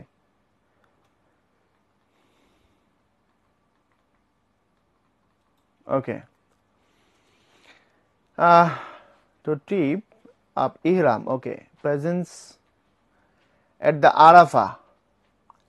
Tawaf ziyarat. Circulation around Nobel. It's a farj. Yeah. তাহলে তাওয়াফে জিয়ারাত circulation around noble Kaaba on any day. তো এখন বলা হচ্ছে যদি সে তাওয়াফে জিয়ারত না করে থাকে তাহলে তো সে ফরজ করতে পারলো না, তাহলে এখানে তো ফরজের দিকে যাবে অ্যান্সারটা। Yes or no? ইয়েস, 3 ফরজে হজের মধ্যে ইনক্লুডেড আছে। ইয়া, দিস ইজ ফরজ। দেন সাম কোয়েশ্চেন। অনেক দেরি হয়েছে ভাইয়া, তোমাদের সাথে বলছিলাম লাইট লেকচার, বাট কথা বলতে বলতে কখন একটু সময় বেশি করে ফেলেছি জানি না। তোমাদের বাংলা ভার্সন শুরু করবো এখন। তাহলে ভাইয়া বিদায় নিচ্ছি, কি বলো? এই কোয়েশ্চেনগুলো বোর্ড কোয়েশ্চেন দিয়ে দিয়েছি, তোমরা এগুলো দেখতে পারবা আমাদের কোয়েশ্চেন ব্যাংক থেকে, প্যারালাল টেক্সট থেকে, অ্যাজ ইউজুয়াল বোর্ড বই থেকে। কঠিন কিছু না। ওকে, কোনো বার্নিং কোয়েশ্চেন আছে থাকলে করো, আদারওয়াইজ পোলটা লঞ্চ করে দিচ্ছি, এখানে অ্যাটেন্ড করো প্রত্যেকে।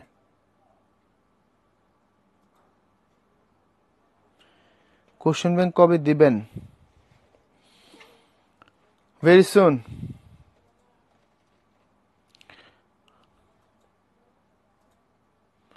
হুমায়রা ভাইয়া আরো ক্লাস নেন প্লিজ, আপনার ক্লাসগুলো বেশি মজা লাগে। অনেক ক্লাস নেই তোমাদের, তোমাদের ইসলাম ধর্ম নেই, বিজিএস নেই, আর আর কি করতে পারো? জীবন দিয়ে দিব বলো? হচ্ছে তো, মাশাল্লাহ হচ্ছে। ওকে, আল্লাহ হাফেজ।